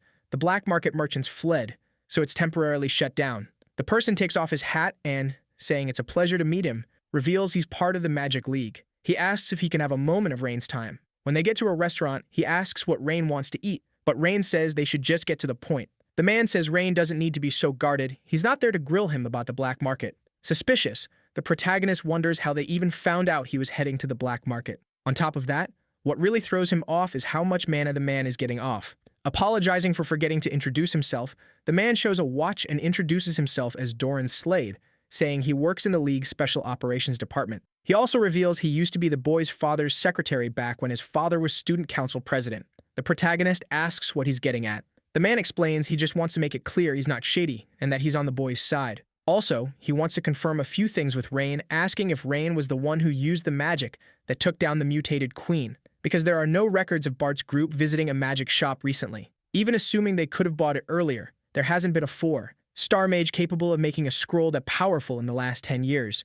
So the man says he checked whether Scalzi Ludwig had made one to protect his grandson, but that wasn't it either. Giving the boy a sharp look, the man says that in that case, there's only one conclusion. Realizing where Doran is going with this, the protagonist says he never planned to hide it from the start, but he did have concerns. With a cold look, Doran asks if he means the dark mage. Taking it how much the guy seems to know, Rain wonders if he's just investigating him or straight up stalking him like some weirdo. Just then, the waiter brings the food, but the order's wrong. Doran asks if it's for 2 people. Nervous, the waiter asks if the man was only planning to order for 1 because since there were 2 of them, he assumed it was for 2. Holding 2 skewers, the guy says it's fine, he can eat it all. With his usual dead fish stare, Rain stands up and says that if that's all, he's leaving. Before the kid could leave, Doran said he needed to talk and asked if he'd like to work with the League's Special Operations Department. The protagonist said no, that he was just a student. So the man said the offer was really for after he graduated. Since Cavan was still healthy, the kid would take a long time to inherit the family fortune. So Doran asked what Rain thought about helping him fight crime in the meantime. If he accepted, he'd have the authority to investigate dark magic-related cases on his own, and it'd be a great place to build a career. As he headed out, Rain said he wasn't interested. Before the kid left, Doran mentioned the Dark Church had been getting more active, and because of that, the League's higher-ups were in denial, drunk on peace, but something big was definitely about to happen. Pointing his skewer upward, the man said he really wanted to believe they were ready to stop them, but he wasn't sure that was actually true. Before leaving, the protagonist said he had no idea what Doran was talking about, but that he'd think about it. Doran thanked him. As he walked, Rain wondered if he'd really have to fight the church in this life, thinking maybe he should just let the operations department handle it. Smiling, Doran shouted after him, saying that if he ever needed anything from the black market, he should look for the VIP escort mission during vacation. Rain just looked at him, embarrassed. Doran watched the kid walking through the city, and then suddenly a girl dropped out of the sky and asked if he'd been turned down. The girl, with huge dark circles under her eyes, said this year's freshmen were talented and asked why he'd gone straight for the genius young master. Doran said that, in the end, the kid wouldn't be part of the golden generation. Slumping awkwardly into a chair, the woman asked why. Doran said Rain didn't seem to have had any contact with Tarina, so they should look for other suspects. Then she asked if there was really a chance any of DeLayton's freshmen had been in contact with Tarina. While drooling over his skewer, Doran said his gut told him yes, and since contact could have happened even before they entered the school, they should check their pasts. In his head, Doran agreed with the girl. I mean, how could the kid be considered part of the golden generation? He thought that, in the end, Cavan had created something monstrous because he'd never met anyone whose future scared him as much as Rain's. At the library, the protagonist explained to Karen that he wouldn't be able to get the book. Saying it was fine, the librarian said it had all happened because she'd been careless. She also said she was happy Rain was safe. Rain gave a nervous smile and asked if some weird person wearing a hat had shown up around there, but Taryn said no. But after thinking for a bit, she remembered something and said someone from the Special Errands Department had come by. She said they were reviewing some senior librarians they'd known for a long time and then left. But Karen said she hadn't seen them, so she didn't know what they looked like. Rain said he got it, and, saying it was time to head back to the dorm, he thanked her for the info. Walking through the dorm hallways, the protagonist, realizing Doran had been there, wondered who the man had talked to on the black market. Seeing 2 delivery boxes in front of his room, he thought the time had come. Inside were 2 massive spirit jewels. Rain figured he could finally store the mana he needed for the mental barrier. He placed his hands on the jewels. His current mana was around 12,000, and the mental barrier spell needed around 20,000, so he decided to store 8,000 to use when he cast the spell. The spheres started glowing intensely. It seemed to drain a huge chunk of his mana, making him collapse from exhaustion. Worn out, Rain said the mana infusion was done, but he still had to wait for it to stabilize. Night fell, and Rain was meditating. Opening his eyes, he said it was time. Making a hand sign, he activated the mental formation. Honored Fluid World. The spheres glowed, and the spell started forming. At that moment, the jewels began to crack, and Rain ended up coughing up blood from the strain. Lying on the floor, he thought that, as expected, he'd failed. But when he looked at his palm, the room was shining a bright gold. Rooms were glowing around him too. Getting up, he felt something different, And when he tested a magic circle, Rain said it was impossible. Now he could feel it instinctively. That magic formation was perfect. The rooms were optimizing themselves, and the equations were being refined. Coming back down to the ground, he figured that was what his mind looked like a mental barrier was a mirror reflecting a sorcerer's thoughts. The second mage, Riat Warden, had said that once, and now he finally got it. The desire for truth shows up as a mental image. The Honored One's shifting world didn't give him any new knowledge, it just made up for his technical know-how and his weak spots. But for Rain, that was perfect. Now he could master his spells through self-study, with zero guidance. Smiling, he thought he was one step closer to becoming a 7-star mage. In the teacher's lounge, Chancellor Medelia Page was asking if the student's schedule was a mess. Then, the substitute teacher, Kyle, confirmed it, saying that with the field practice going on, they could focus on the first years next week. Medelia said she'd heard the first-year class was packed with exceptional students, which had some of the teachers curious. A teacher named Ivan said he didn't know much else, but it sounded like it'd be interesting, especially that prodigy who, until recently, had been hiding his talent.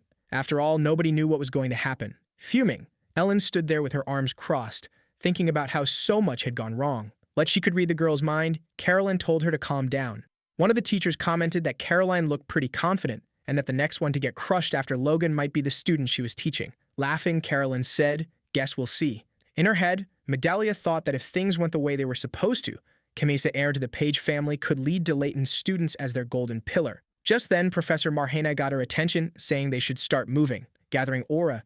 She said that in that case, they should notify the academy to gather the students immediately, because starting that day, the exams would begin. In the classroom, our protagonist looked like a zombie. He figured Logan must think he was made of iron. Watching the other students jump up right away, Rain asked Krista what was going on. She explained they'd been told to go to the auditorium. It was for the exam briefing. Rain asked if the exams weren't supposed to be next week, but Krista said that's how Delayton worked. They changed the schedule out of nowhere. He asked why, and that's when Gertrude showed up, explaining it was to stop them from procrastinating until the last minute. Our protagonist said that if someone can deliver the same results no matter when, that's a talent, so the teachers probably knew what they were doing. Gertrude laughed and agreed, but in her head she thought the boy was annoying and that you really couldn't like rich kids. Standing up, Krista said that's exactly why you had to give it your all, with no regrets. When they got to the auditorium, they walked in, and as she looked around, Gertrude noticed the students' faces. They did not look happy about what they were seeing. Rain ended up spotting Logan and called out to him. Seeing him, Logan said Rain had gotten there pretty fast, and Rain said it was nothing. Gertrude then muttered in Rain's ear, warning him not to become friends with Logan. He was one of the rivals Rain should be worried about. Rain, on the other hand, said there was no way the guy could be his rival after all. He gave him protein every day. Furious, she asked if he was a pigeon or something, getting bought off with food. Finally realizing who it was, Logan said even Krista's lackeys were there, and asked if she wanted magical protein too. With veins popping in her face, she said she wasn't in the mood for jokes, so he wanted to fight, he'd better watch himself. Logan, all sarcastic, said he was terrified. Just then, Krista walked up and pulled the two apart, saying they were being way too loud.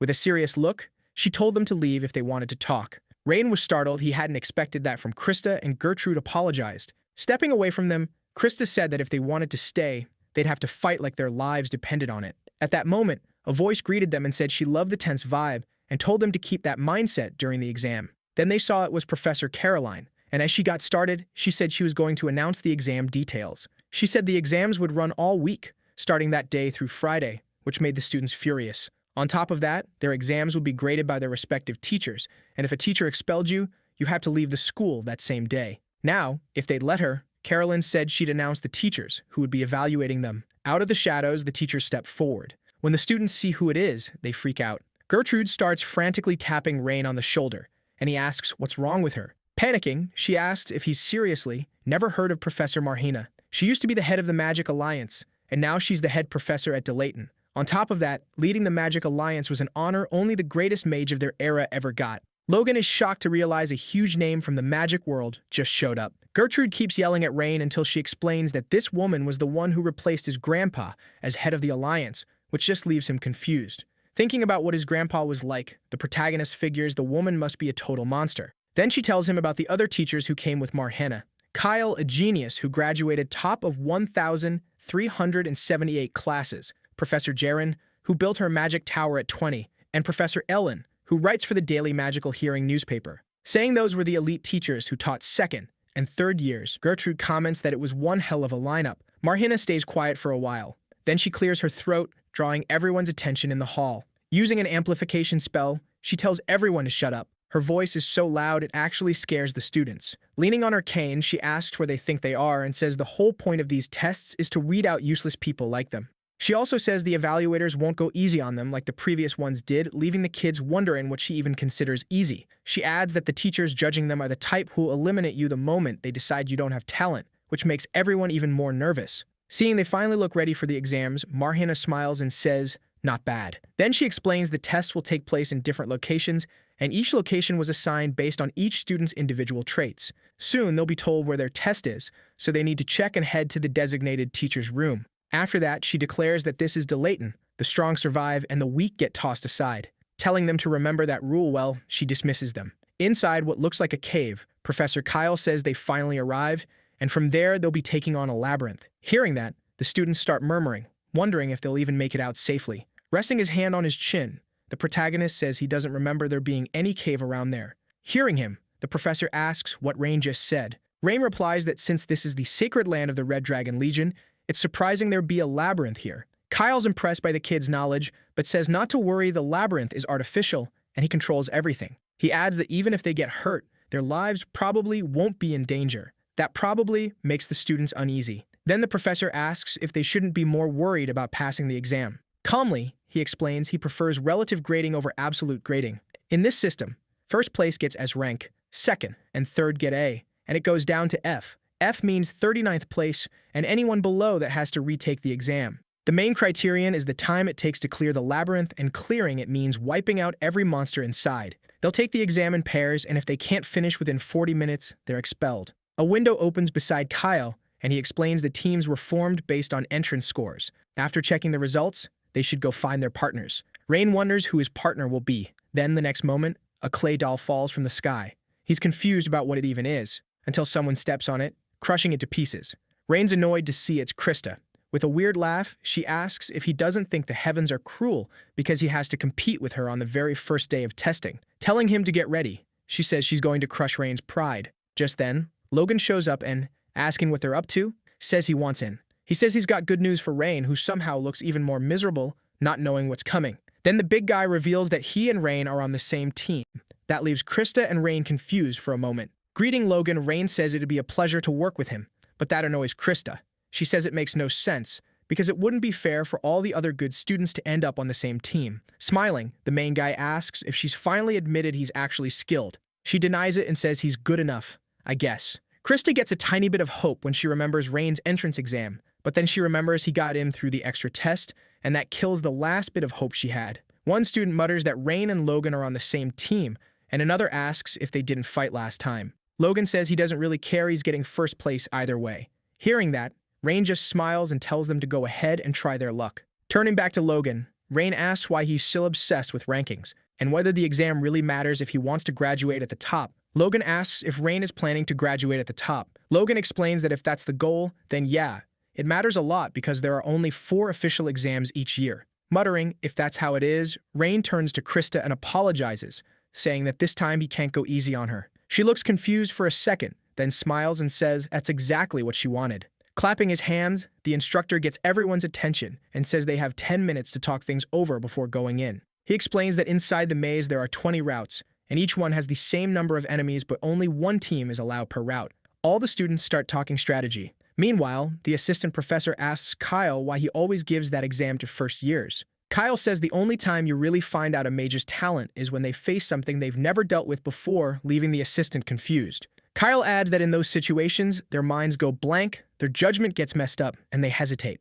So the exam is meant to spot the ones who shine under pressure. That's his job. Logan talks strategy with Rain, asking what he thinks about just wiping out anything that shows up. Rain says it's not a bad idea, but it'd be better to have a more solid plan before they enter the maze. But someone is talking way too loud and it's messing with Rain's thinking, which starts to annoy him. Mocking him, Krista says that instead of eavesdropping, he could come up with a strategy for his own team. Irritated, Rain tells her to focus on her own team. Krista says that's too bad for him, because she already has her strategy. Logan says she seems pretty confident, considering the limited magic they're allowed to use in the maze, and she confirms it. Calling out to Rain, she asks if he really said he was going to graduate at the top. Then she apologizes, saying she's been at the top her whole life, and this exam will be no different. She promises she'll make him understand the difference between their abilities. With that, she quickly leaves, followed by her partner. Light flashes on the professor's glasses as he announces Team 2 will start the exam. Kyle and his assistant watch them through a magical camera that follows them. As they drop in, Krista tells her partner to activate light magic. He says his detection magic found something, and she tells him to let her handle the landing and focus on finding targets.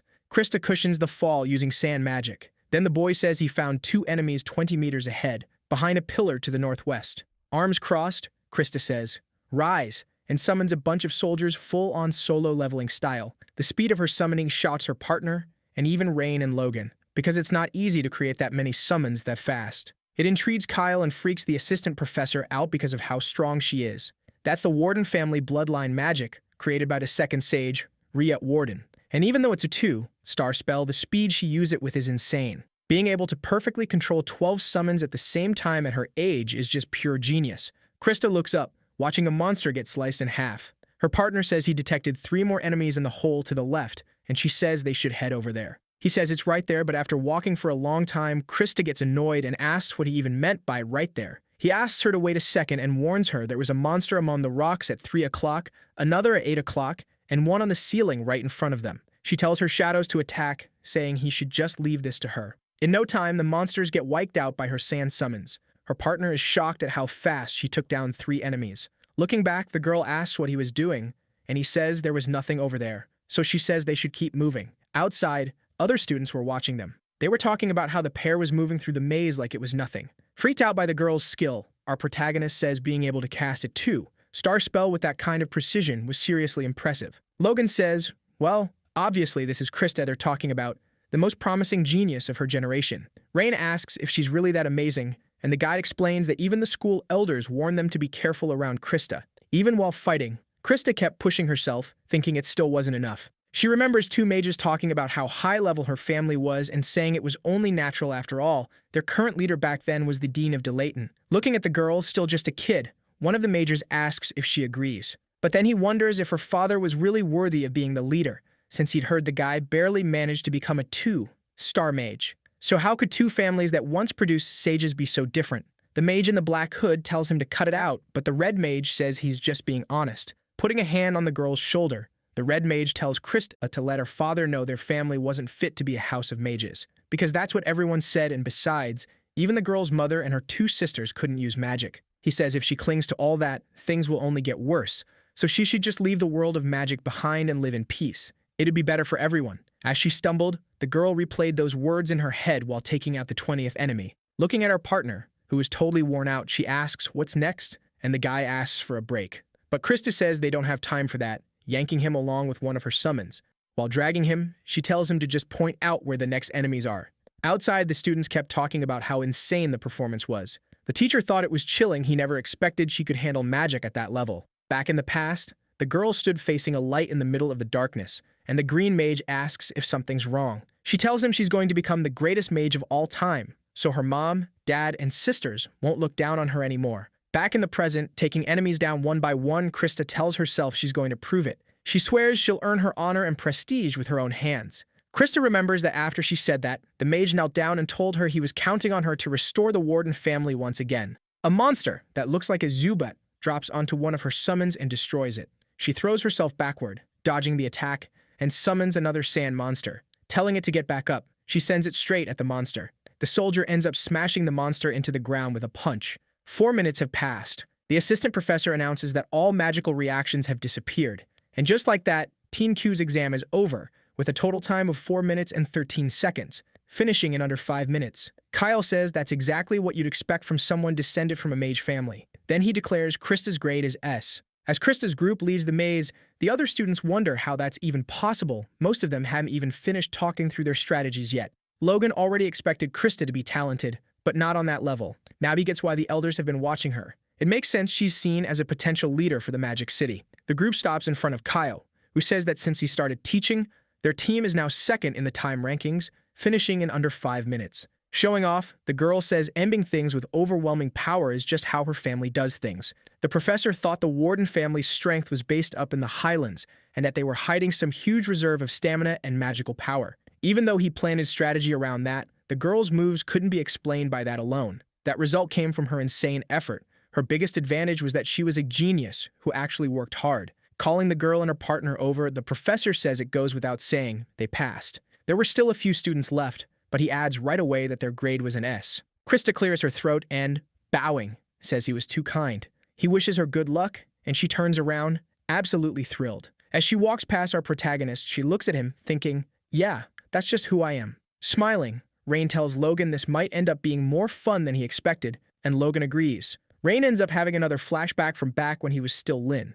Esther says people used to call the place they were in the Southern Star because it was so beautiful, but now it didn't even come close. Freedy, sitting down, asks what the plan is, since going into that fog is basically guaranteed death. Our protagonist agrees, and the silver-haired leader complains that she's hungry. After thinking for a bit, Esther tells Lynn to destroy everything. He says he gets it, but then, realizing what she actually means, he turns around and asks what the hell she's doing. Wasn't the city a cultural heritage site? Esther says yes. In that case, Lynn says we need to preserve the original shape so we can fix it later. Kyle and Freed laugh, and he asks if they're seriously messing with him. Striking a pose, Esther explains to Lynn that there are times in life when you just dive in head first and deal with the consequences later. He asks what she's even talking about. Freedy agrees with Esther, and Lynn tells her to shut up. Blushing, Free smiles and says that, to her, he matters more than any cultural heritage site and that as the leader, she'll take the blame later. Clenching her fists, Esther says that if she has to, she'll use her fists too. Seeing how determined Esther is, our protagonist asks if the problem is really that simple, and she says she hates complicated problems. Forming a magic circle in his hand, he says he gets it and that he won't care about what they'll have to deal with afterward.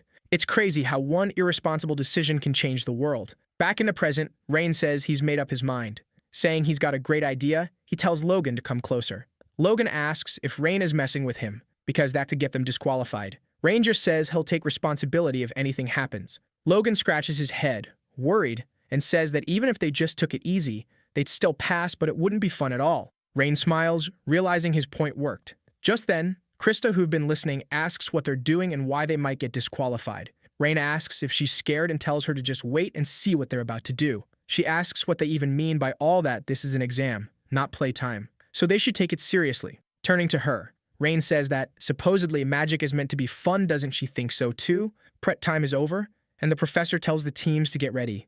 Realizing they're out of time, the teams rush to enter the labyrinth, but Rain, totally calm, walks up to the professor and calls out to him. He asks if the students' safety inside is guaranteed, and the professor says yes. Since he's controlling everything with magic, nobody's life will be in danger. Then Rain asks if Logan heard that and says they should go ahead with the plan. The assistant professor announces that 9 minutes have passed and there's only 1 minute left. Rain asks if Logan's ready, pulling off his shirt. Logan calmly says he only needs 7 seconds. In that case, Rain says, I'm counting on you. Remembering his adventure with his companions, he summons his magic and says he's going to blow everything up. They crank their magic up to the max, declaring that the exam is finally about to begin. Krista and her partner are stunned, wondering if they're seriously not going into the labyrinth. Kyle notices something. What's in Rain's eyes is the Ludwig family's magic bell Sidus, the one that lets you see through all magic. Just the fact that he can use it at 16 puts him beyond even his family's genius level. Still, Kyle wonders what the kid is about to do, just standing there. At that moment, the boy finally finishes detecting all the monsters inside the labyrinth. After that, he uses magic to link up, and Logan gets ready to throw a punch. Seeing this, the professor can't help but be surprised. Rain gives Logan the signal to attack, and the very next second Logan slams his fist into the ground with insane force, shattering it. Shielding herself from the powerful shockwave, Krista calls him an idiot, saying he just blocked the entrance. Kyle then realizes that, considering how strong that punch was, the effect was way too small. But when he looks closer, he notices something. Rain still had the spell active, then a crack starts spreading toward the back of the labyrinth. Inside, beneath every monster, a circle forms. Rain smiles, and the next moment, the monsters get crushed like cockroaches, and everyone nearby ends up losing their balance because of the earthquake it causes. Krista's left wondering what the heck just happened. Freaked out, the assistant professor asks if that was an earthquake, while Kyle wonders if it was some kind of magical reaction. Brushing dust off his clothes, Kyle asks his assistant if there was any magical reaction inside the labyrinth, but when the assistant checks, he panics at what he sees. He calls out to Kyle, and Kyle, confused, asks what's going on, reminding him there's only 1 minute left. That's when a man tells him that when he checked the labyrinth status, he couldn't find a single monster.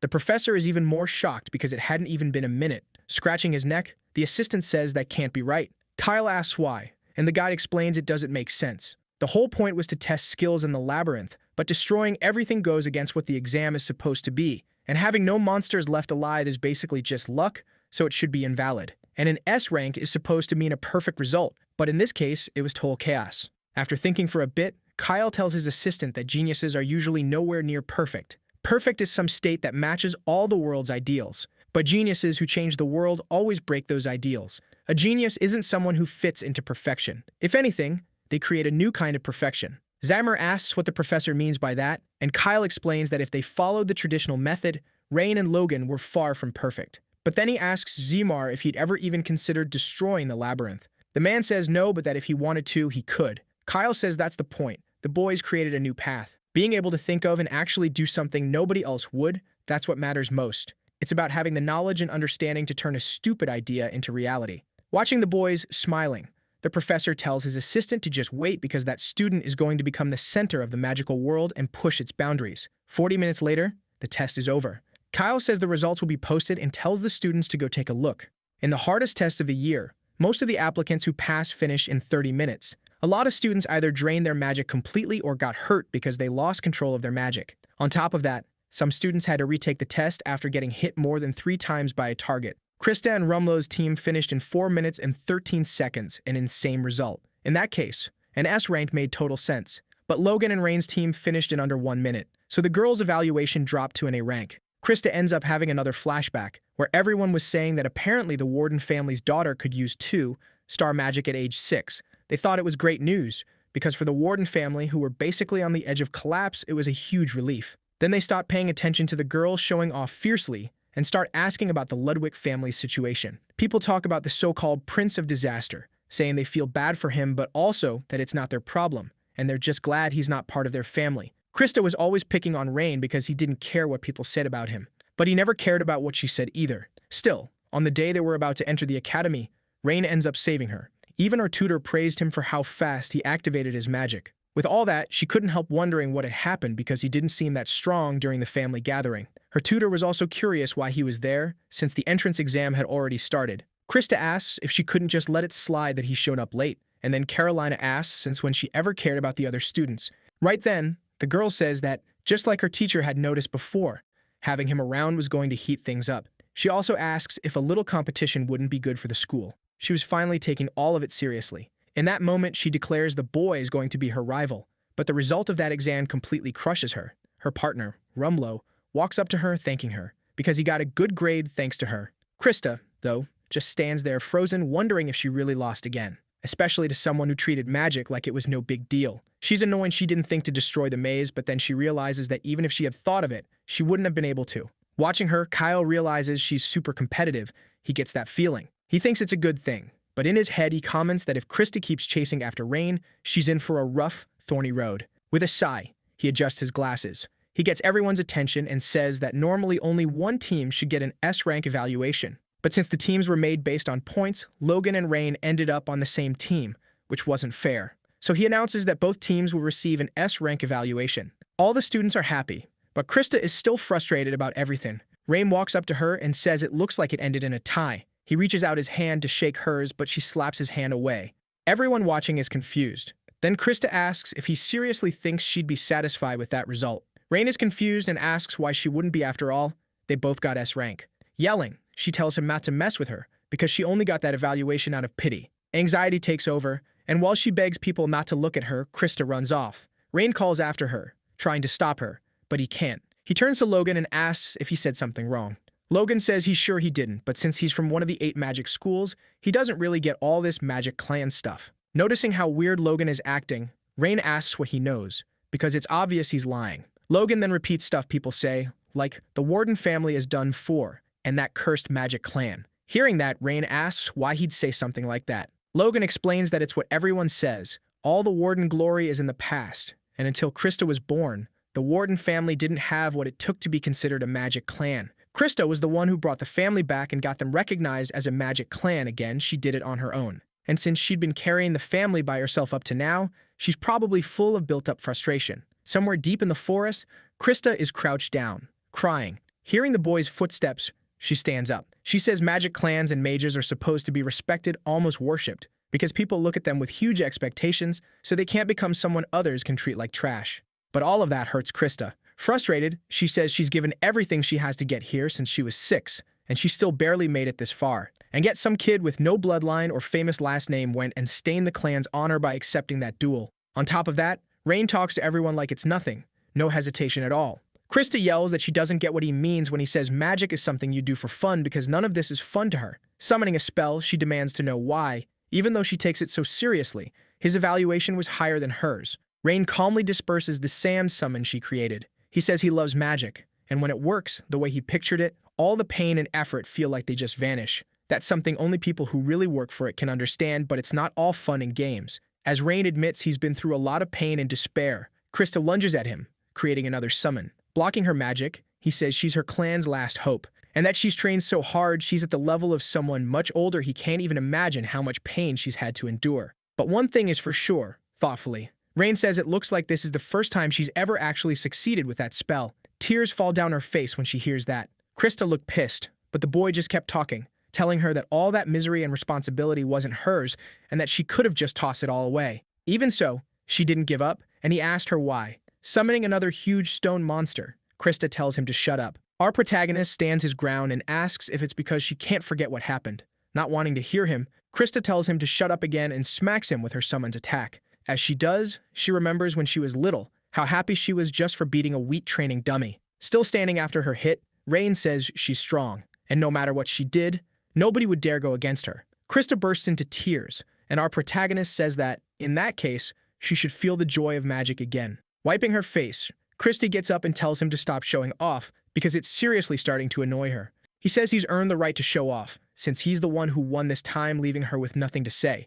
Then Rain adds that it'd been a while since he felt like that. Holding out his hand, he says that's what he expects from his rival. He says that thanks to her, he actually had fun, and that he'll be counting on her in the next test. That finally pulls a smile out of her. She'd been all tears just a moment ago. A little red in the face, Krista slaps him and tells him to stop showing off. Hurrying out of there, she warns him not to get cocky just because he won, because next time she's going to crush his ego. Rubbing his face, our protagonist complains about how hard she hit him. As she runs, Krista apologizes to her father, but she's already decided what path she's going to take. Kyle explains to his assistant that talent shows up in different ways, which leaves the guy confused. So the teacher explains that sometimes it comes from motivation like classmates, the desire to overcome some huge wall, or even a friend you can rely on.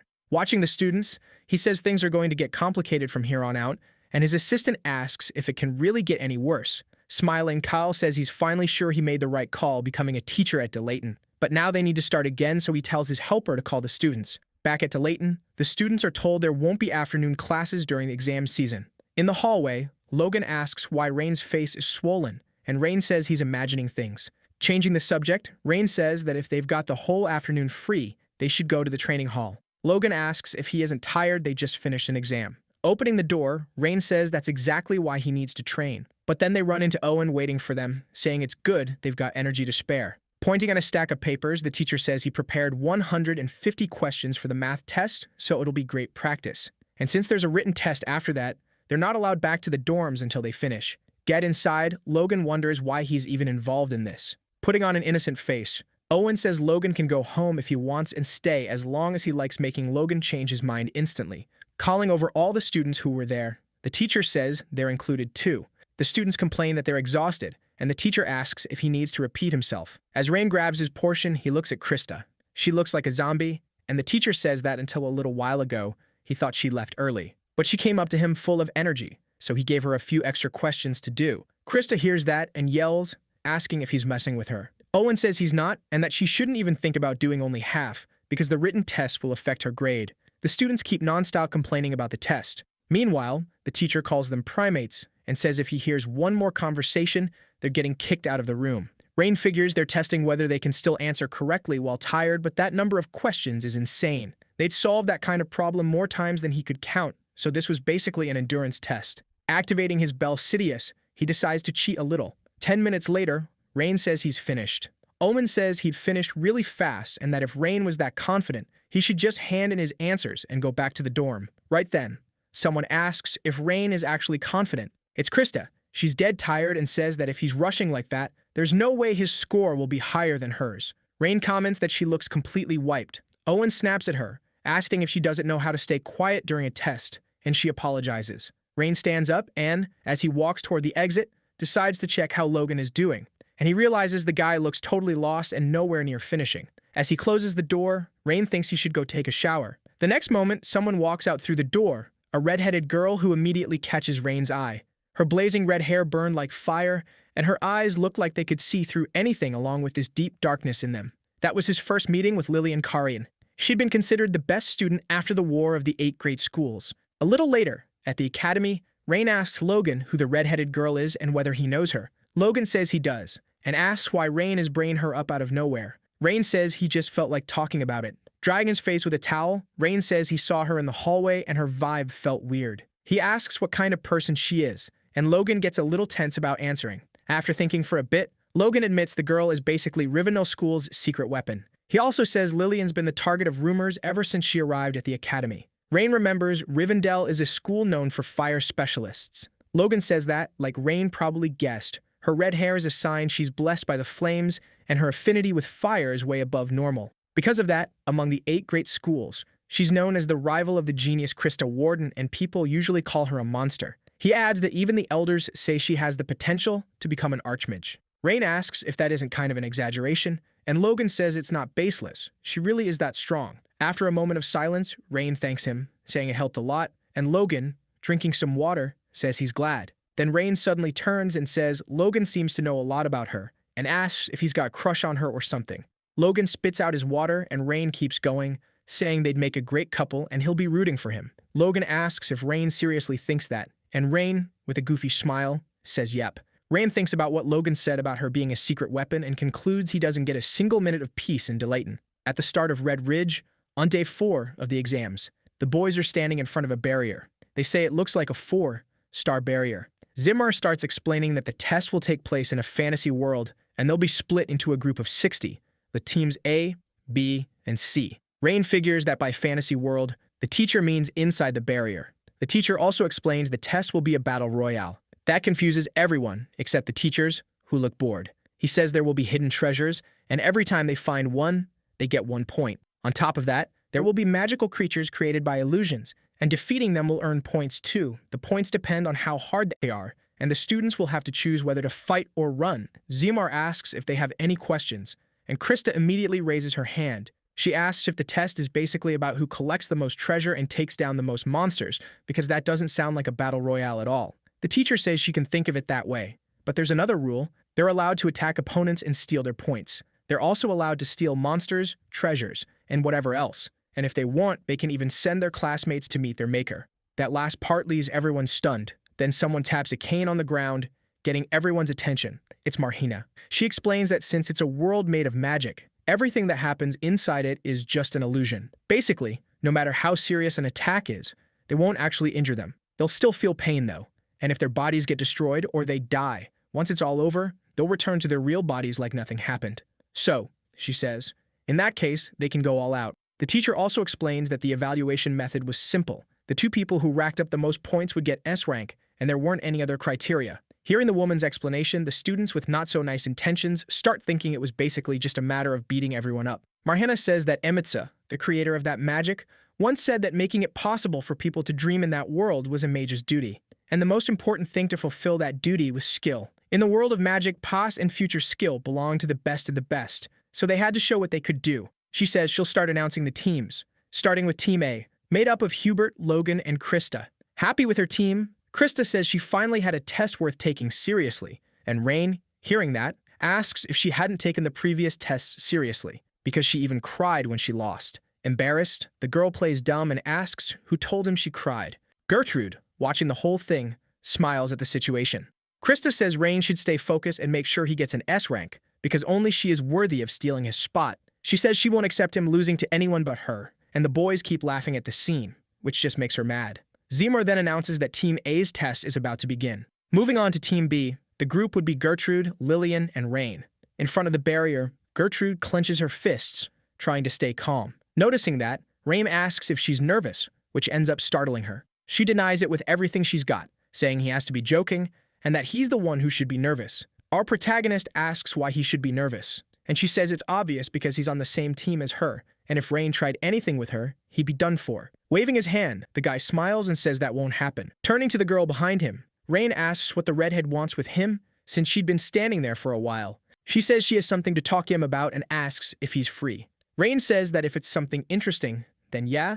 With Krista, we see her golem fighting fiercely against a giant octopus. A message beeps, letting her know she's reached 280 points, and she thinks that still isn't enough, while she wonders how many points Rain is going to get. She notices movement in the bushes behind her and, snapping her fingers, summons 2 sand warriors, who capture 2 girls trying to ambush her. Serious, Krista asks if they really thought they could beat her by teaming up, and the girls say no and beg her to spare them.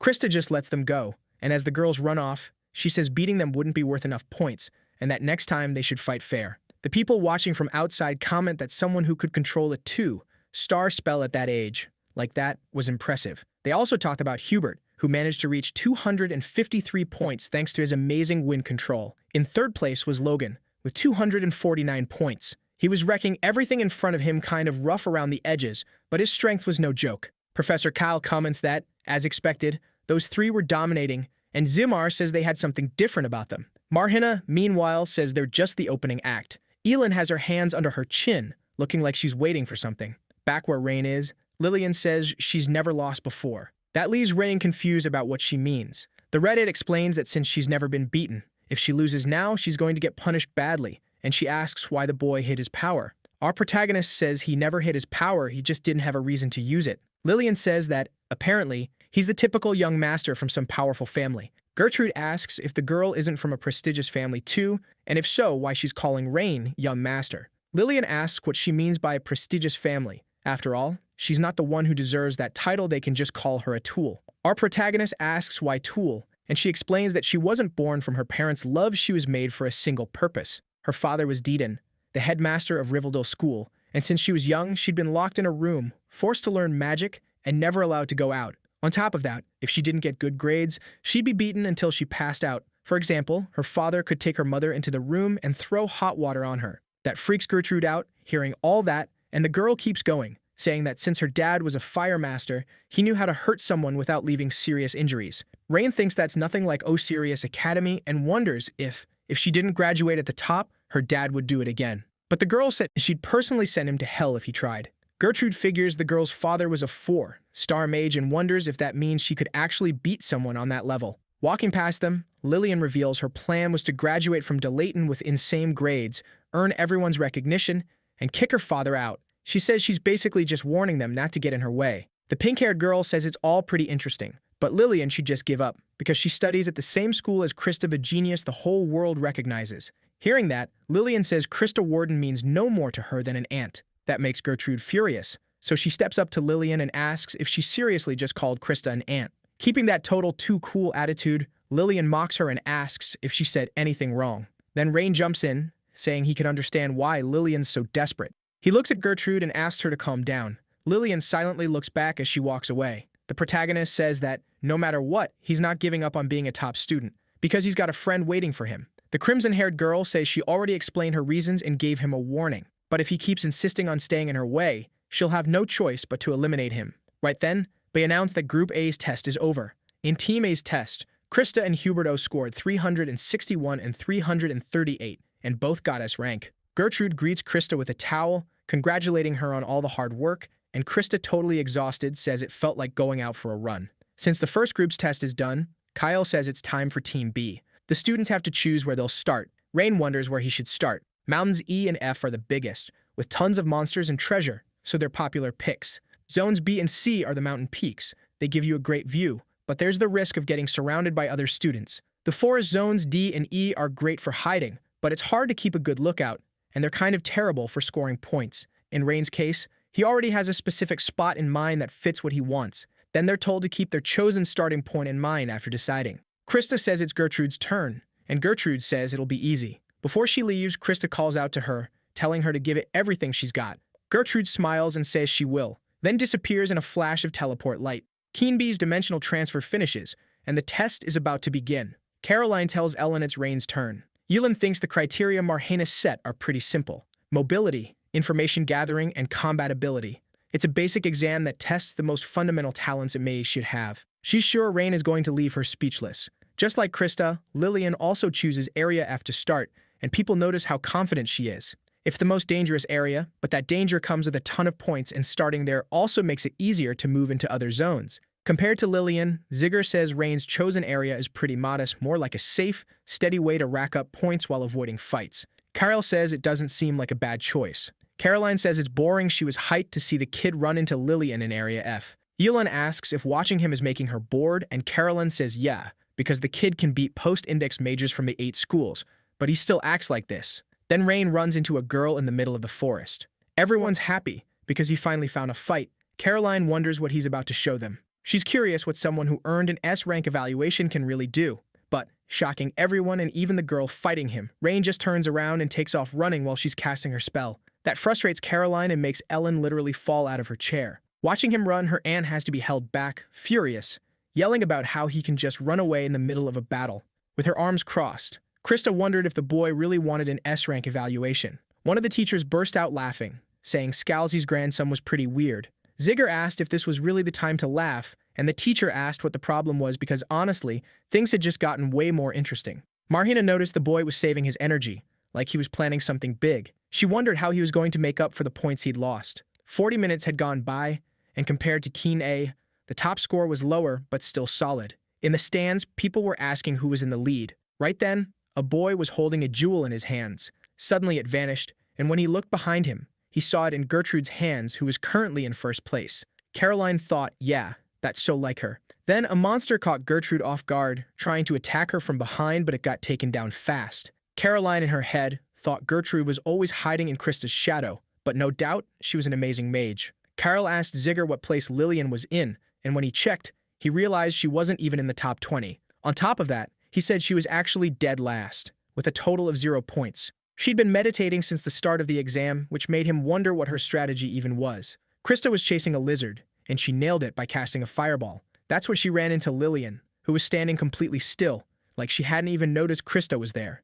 Zigger commented that maybe she just didn't care about her score. As for Rain, he was in 13th place and only fought monsters when he had to. The fact he'd gotten that far mostly by collecting treasures was kind of insane. Seeing Rain was in Zone C, a mountainous area, Carolyn said he looked like he had experience in the mountains. And Ellen joked the kid must have been a monkey in a past life, but at that pace, he wouldn't reach the top, so she wondered what he was thinking. Then rain started falling from the sky onto the students. Everyone looked up, happy about it. The weather was perfect for monsters with sharp hearing. It was the perfect time to start hunting. Just then, a few fireballs appeared over a mountain. It was Lillian. Apparently, she finally decided to move. Still meditating, she ordered the fireballs to find everyone in the top 10 highest scores. Behind her, a volcano erupted, and as she gathered aura, she walked forward slowly, saying it was time to begin. Then the students were warned that the volcano was active and they needed to evacuate the affected area. That battle royale wasn't the kind of test you could survive to the end just by hiding. With volcanic eruptions, the safe zones kept changing,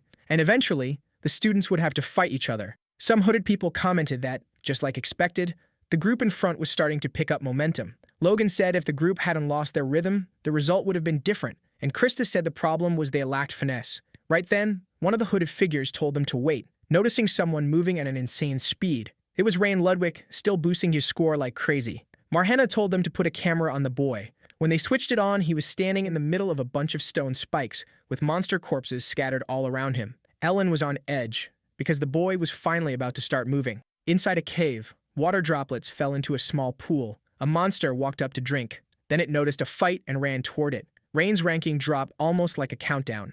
Marheta said he was a really interesting kid. Logan asked what the hell was going on, and Krista explained the boy was using vibrations to lure the monsters in. That left Logan confused, and Krista thought that, in the end, this was what Rain had been planning from the start. The boy fought hard, barely dodging a monster's claw. The monsters closed in, and he thought it was time. He created a magic circle and cast a spell into the ground. And just like that, he skewered all the monsters at once. Krista and Logan were confused, because he was using trees to take them down. Kyle thought there weren't any trees in that area, so he must have planned it from the beginning. One of the hooded figures checked the boy's hunting score and saw it had already hit 164. Caroline, breaking into a cold sweat, said it was impressive he could cast 3-star magic that fast while dealing with that many monsters. Bragging about her nephew, Ellen said that was nothing for him. With a total of 362 points including Team A, the kid was sitting at the top. After grinding aura, he leaves the area, saying that should be enough and that it was time to stop. Kyle thinks that field was basically covered in lava. On top of that, most of the treasures and monsters were gone, so it looked like Gertrude wouldn't be able to pass Rain. Right then, Zigger calls him over, and when Kyle asks, "What's up?" the guy says 2 students' names had disappeared. He asks if it's a bug, and Kyle says that can't be. Zigger shows him, and the teacher realizes it's not a joke. Kyle thinks something was off about the people behind them, and even if they'd lost their spots, this wasn't normal. At least not in the top 10 or even the top 20. So he asks one of the hooded staff to show where the students in 30th and 40th place were 3 minutes ago. When they pull up the recording from 3 minutes earlier, a massive fire spell is burning one of the students. The teachers freak out at what they're seeing. With the second student, the girl tries to defend herself, but she gets hit almost immediately by a second spell, and the last thing she does is curse out whoever took her down. The teachers are frozen, pure terror written all over their faces. Rain keeps falling, and the girl calmly walks on, planning to take them out one by one. If she beat first or second place, that would already be enough. Caroline and Ellen, terrified, admit the girl is insanely strong. Marhena says that with a personality like that, she's even more dangerous. Watching the rankings, Gertrude wonders when Rain managed to pass her. She also notices Lillian right on her tail, and that 20th and 30th place had vanished. Just then, a bird made of fire comes flying at her, and the girl sighs, saying she has no idea what's going on here. The spell knocks down the tree she's on, and she barely avoids getting hit too. As she falls, she wonders where those flames even came from. But before she can make sense of it, another spell comes straight at her. The attack slams her hard into the ground, and Krista, watching the fight, starts to worry. Lillian calmly walks up and notices there isn't a single trace of ash. Suddenly, Gertrude throws a kick, and Lillian barely manages to dodge. They both summon magic to defend themselves, and a clash of water and fire forms. The fact that the fight is so evenly matched gets Krista excited. This is definitely a fair fight. Lillian asks if she should get serious this time, unlike before, and Gertrude says it's too late for her to regret it now. Tossing a leaf into the air, the redhead says it looks like she'll have to try a different approach than before. She creates a giant firebird, forcing Gertrude to work really hard just to defend herself. Gertrude says that no matter how hard she tries, the result will be the same. Then Lillian snaps the necklace she's wearing and little spheres fly everywhere. Krista realizes it's a rosary. Caroline is surprised the girl is using that. Rivendell Academy was famous for having mid-tier mages who used talismans to set up magic circles, quickly calculating shapes and rune-like writing to maximize the effect in combat when time was tight. Looking up, Gertrude sees that Lillian has created a bunch of flame insects. Clenching her fists, Lillian uses the flame insect line. Then the swarm of fiery insects rushes at Gertrude, who defends herself with water magic. An explosion goes off right there, and Lillian stays standing, listening to the crackle of embers, until a hole opens in the flames, and Gertrude bursts out, trying to nail her with a kick. But again, Lillian dodges, like she was expecting it. With another talisman in hand, the girl says Gertrude's end has come. But Gertrude takes a tree, launching it up toward her. Krista cheers, and Gertrude charges at Lillian, who greets her with a blast of fire. Gertrude easily dodges, jumping with her water magic. She uses the boost to try a flying kick. Ellen is impressed that Lillian manages to dodge that too, making Gertrude slam into the ground. Even while she's still in the air, Lillian is prepping another talisman, and Ellen says that from where Gertrude is, she's about to take a direct hit. But when everyone thinks the fight is over, Gertrude creates a magic circle on the ground. That catches Lillian off guard, and with a little smirk, Gertrude creates something like a geyser. Realizing it's a water vein, Kai says the girl's seriously skilled since she'd been planning that from the start. Just like you'd expect from the Fenton family known for water magic and martial arts, the girl was using her strengths like a pro.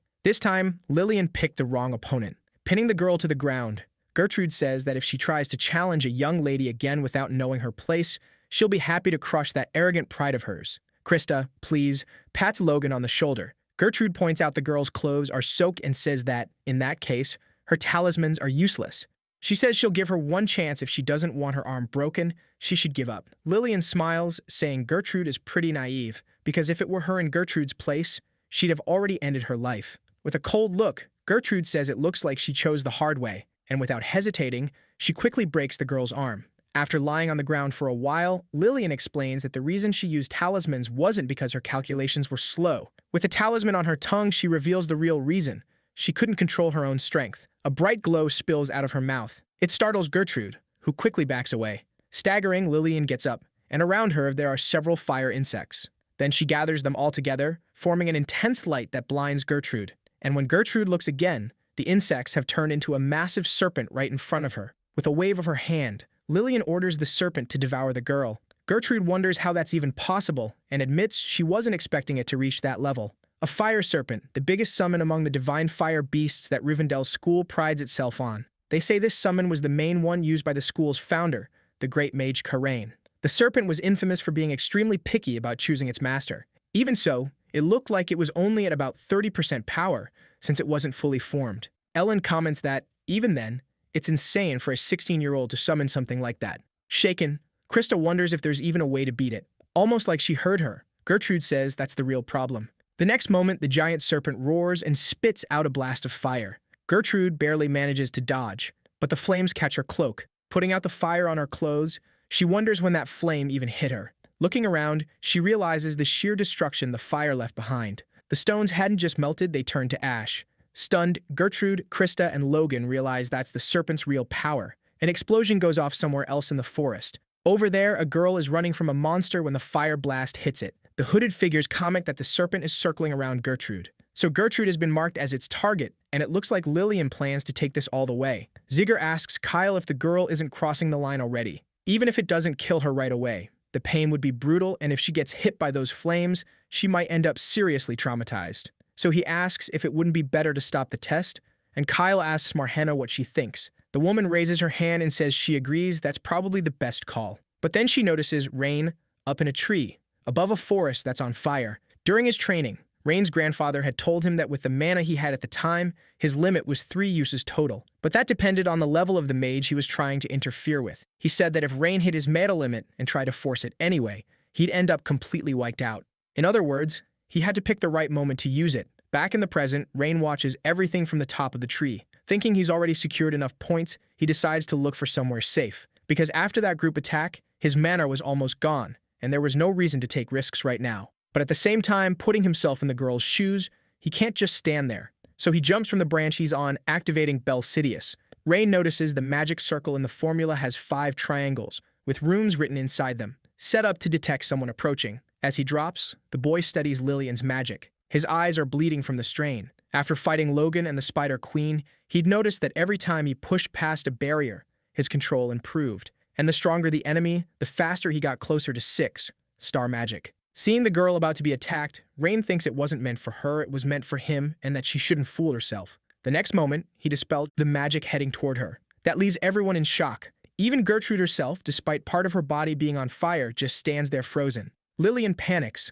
because the fire serpent is gone. Helping other people in this exam didn't give you any reward, and with time limits and limited resources, it made it even weirder. But what almost nobody knew was that the test also judged whether participants would go beyond their own self-interest. Watching the boy, Marhenna wonders if this was Scalzi's doing. She smiles and says the boy would definitely score really high. Spitting blood, Rain realizes canceling a 5-star spell took more mana than he expected. It was over, but now he felt empty like a drained container. Gertrude, sitting on the ground, calls out to Rain. When he sees she's still there, he asks what she's doing and tells her to run away as fast as she can. Lillian is standing there, her mind racing. She thinks the Fenton family magic doesn't suit her, because she doesn't have enough mana to summon the serpent again. And the serpent disappearing was definitely that boy's fault. She wonders if he's really going to interfere again. As she walks toward him, she thinks that whether he stopped the serpent or not, if he's defenseless right now, she has to beat him to become the top scorer. Then she summons another fire serpent, but its size catches the hooded observer's attention because it looks way smaller. Rain barely dodges the attack. Even smaller, the firepower is still terrifying.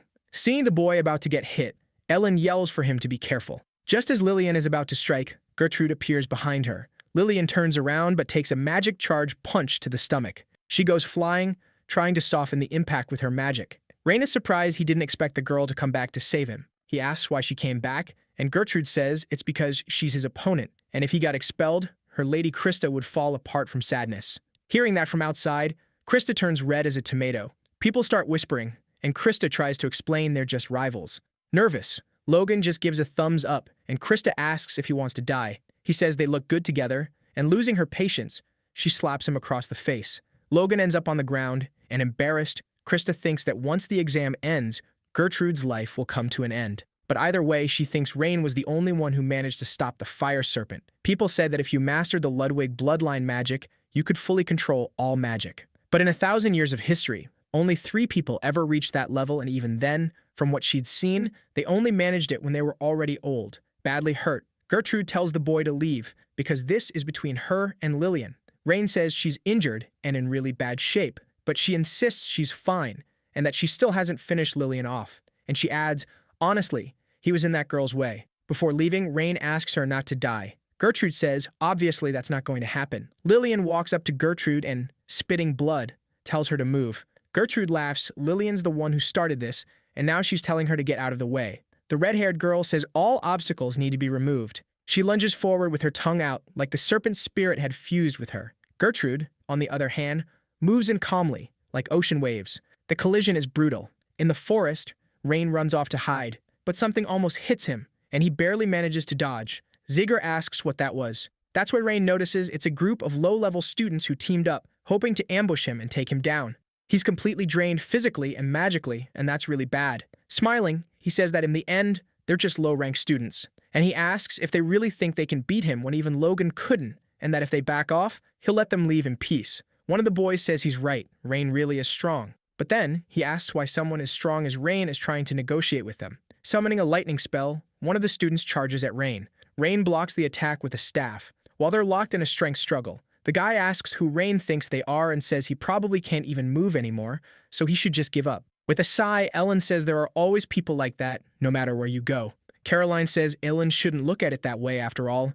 It's just strategy. The staff the guy was using as a weapon ends up snapping in half, and he realizes he can't underestimate the low ranks. Rain gets knocked down, and right as he's about to get hit by the low-ranked student's lightning, he takes the ground and throws sand into the student's eyes. Taking advantage of the guy not being able to see, our protagonist lands a punch right in his face. That makes the rest of the students nervous. The same guy from before wonders how Rain knows techniques from the Osarius style. Ellen says she was curious about that too. The hooded observers notice the guy doesn't seem able to counterattack anymore, since Rain has fast calculations for 3, star magic, and the Osarius style. His skill itself is flawless, but his man management is still rough on that front. Krista is ahead of him. One of the boys says Rain took the other student down without even using magic. Still, since Rain looks completely out of mana, if they team up they might have a chance. Ilan thinks using Belsidius to stop the fire serpent definitely drained all of his mana. The boys decide to attack in turns. Marhana thinks helping others is a noble act, but if you don't have the strength for it, it's nothing more than a pointless gesture. She wonders what the boy is planning to do. Our protagonist faces the boys with the little strength he has left. He throws a punch charged with electricity, electrocuting all the low-ranked students who rush him. That ends up impressing the teachers. Zigger asks when the boy cast that spell and how he still has mana left. Then Kyle explains that Rain actually doesn't have any mana left, and that it was really the lightning sword's original attribute. He kept it in a plasma state, and the moment the students touched the wet ground, Rain released the electric shock. Still, knowing how to do something doesn't mean you can pull it off, and honestly, Kyle says the boy looks pretty experienced. One of the boys says it's no surprise Rain is one of the top contenders for first place, but now he's out of tricks. But just as he's about to tell him to attack Rain while they still can, the other guy smacks him in the face. Agreeing with him, and wrapping his body in mud, the guy says now he can beat Rain by himself. Logan asks what that is, and Krista explains it's apparently a spell that boosts physical abilities using mud. But it's a terrible skill for team fights, since it depends on brute strength. Now, with his whole body covered in hardened mud, the guy says Rain can just hand over his points and everyone will walk away unharmed. But our protagonist refuses instantly, without even thinking. The guy jumps, saying Rain seems to think he's joking, and Rain just sighs.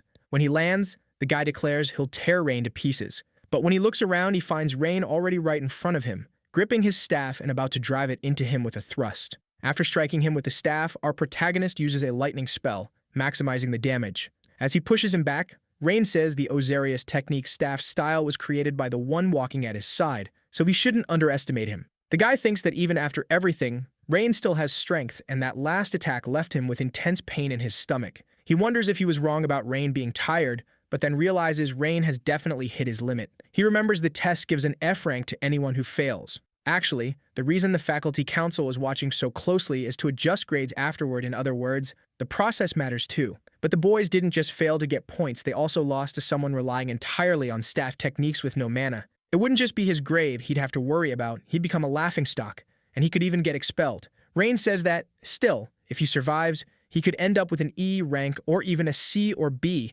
depending on how many people drop out. Behind him, the fight between Lillian and Gertrude is getting more intense.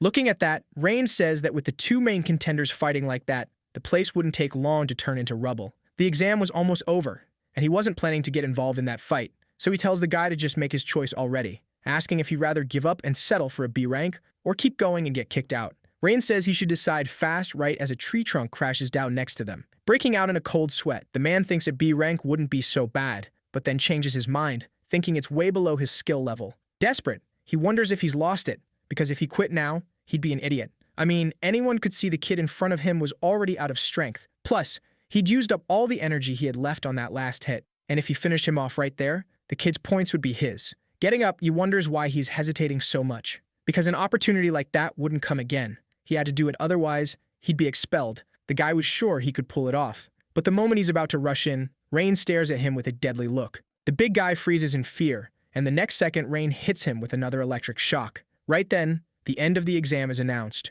and all the students have to leave the barrier. Rain celebrates because it's finally over, then collapses on the ground, passing out from exhaustion. The big guy, who'd been worried up until then, smiles in relief. Saying it's finally over, Carolyn asks if Ellen was anxious too, and the woman says not really. But then the teachers notice something.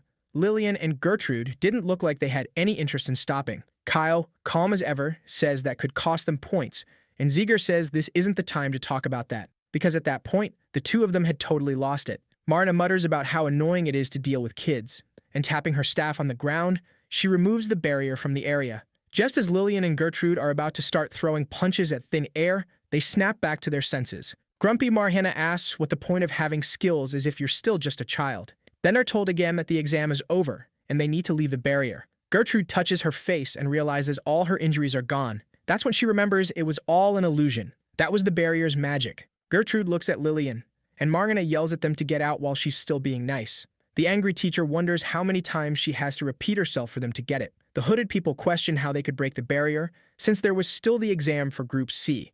Marhana, on the other hand, says they should just put it back up. The students head back to the test lobby, and Lillian asks the boy what he did to Yomang. He says he doesn't know, and she yells at him to answer seriously.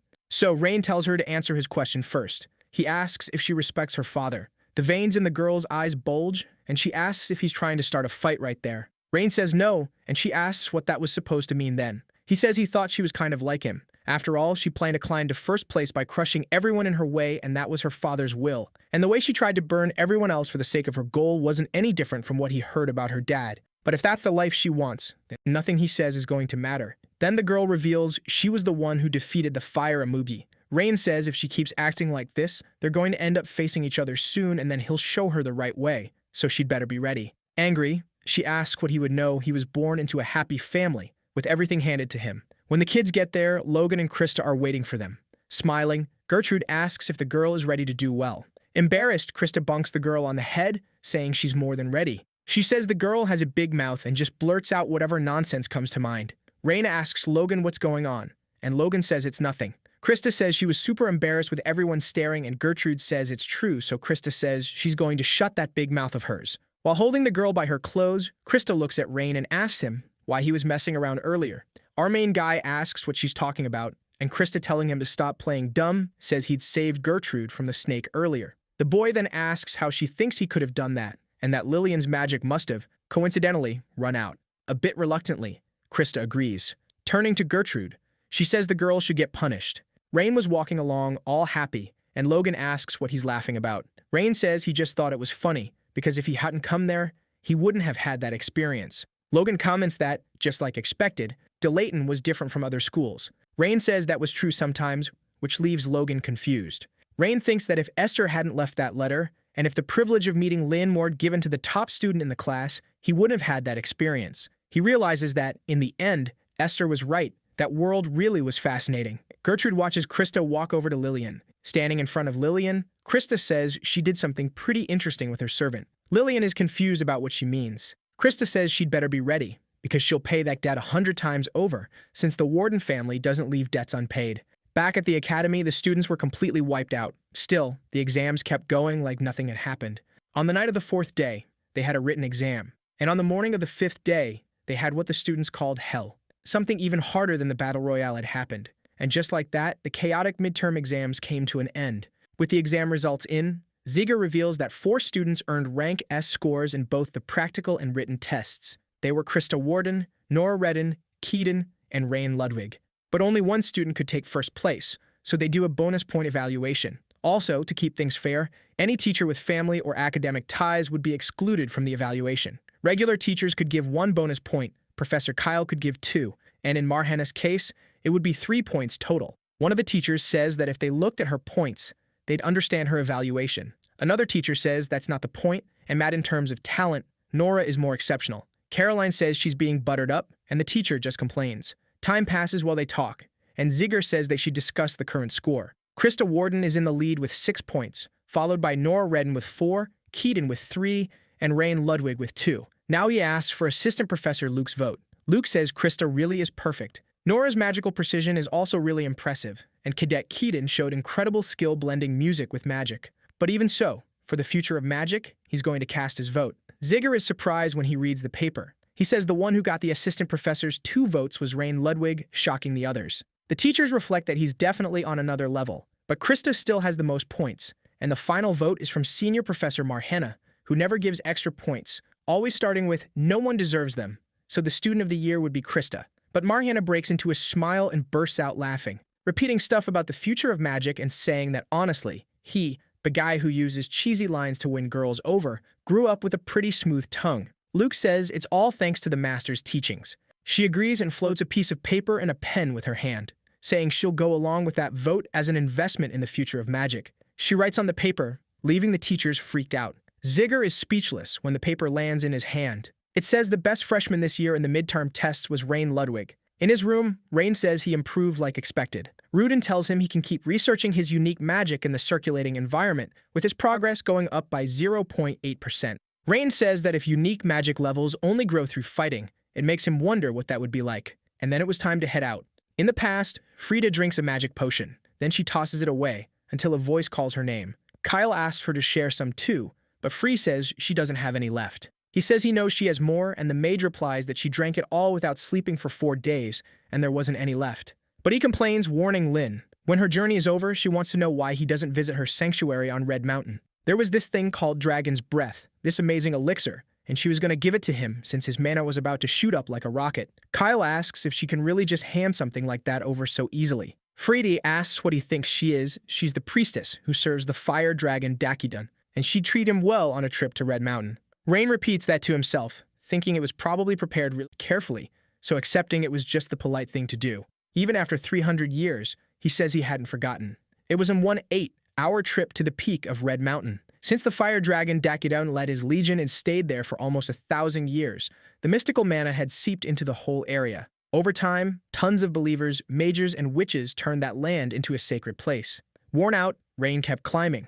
Then, someone calls out to him. It was a man, asking where he was rushing off to. The man asks if, by any chance, he was planning to loot the mountain. Rain gets wary of the sketchy guy. The stranger notices and says he doesn't need to be that careful. He says the kid must have a good reason to loot a place like that, and that he's only there to give him some advice. Telling the kid to listen closely. He says the place is dangerous. Ever since it was abandoned 300 years ago, no looter has come back alive. Rain asks if that's because someone's in there. And while he's eating, the man says people talk that a demon summoned by the priestess guards the place. Rain asks if it's really a demon, because it doesn't make sense for a demon to be guarding a sanctuary. The man says, honestly, people just call it a demon, they don't actually know what it is. He says once, when he worked up the nerve to climb the mountain, he almost died.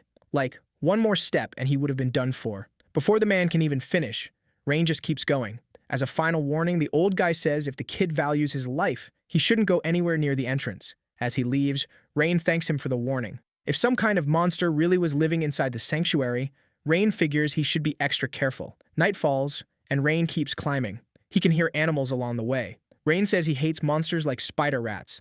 In a flashback, Freedy asks if that's supposed to be the group's mage. Esther says yes, and comments on how cute he is. Freedy says even her bird is cuter, and Esther says that's not fair. Rain asks why they're comparing him to a pigeon, and an annoyed Freed snaps back that it's a parrot. Back in the present, Rain says he wishes he could be like Pippi. After walking for a while, he finally reaches the temple. He says just getting there was already exhausting. On top of that, he's not sure where to start, and decides to try the temple entrance first. Rain notices that even this temple, supposedly built by the fire dragon, hadn't held up against time. After thinking for a bit, he realizes that even though people said there was a demon there, he couldn't feel any presence at all. He passes through the gates, and then this intense glow appears above his head. When he looks up, he sees something that looks like a phoenix flying over the temple. The monster dies at him. Rain barely dodges, but the paper he was carrying gets burned up. Casting a spell, he says that's a pretty terrible way to welcome someone.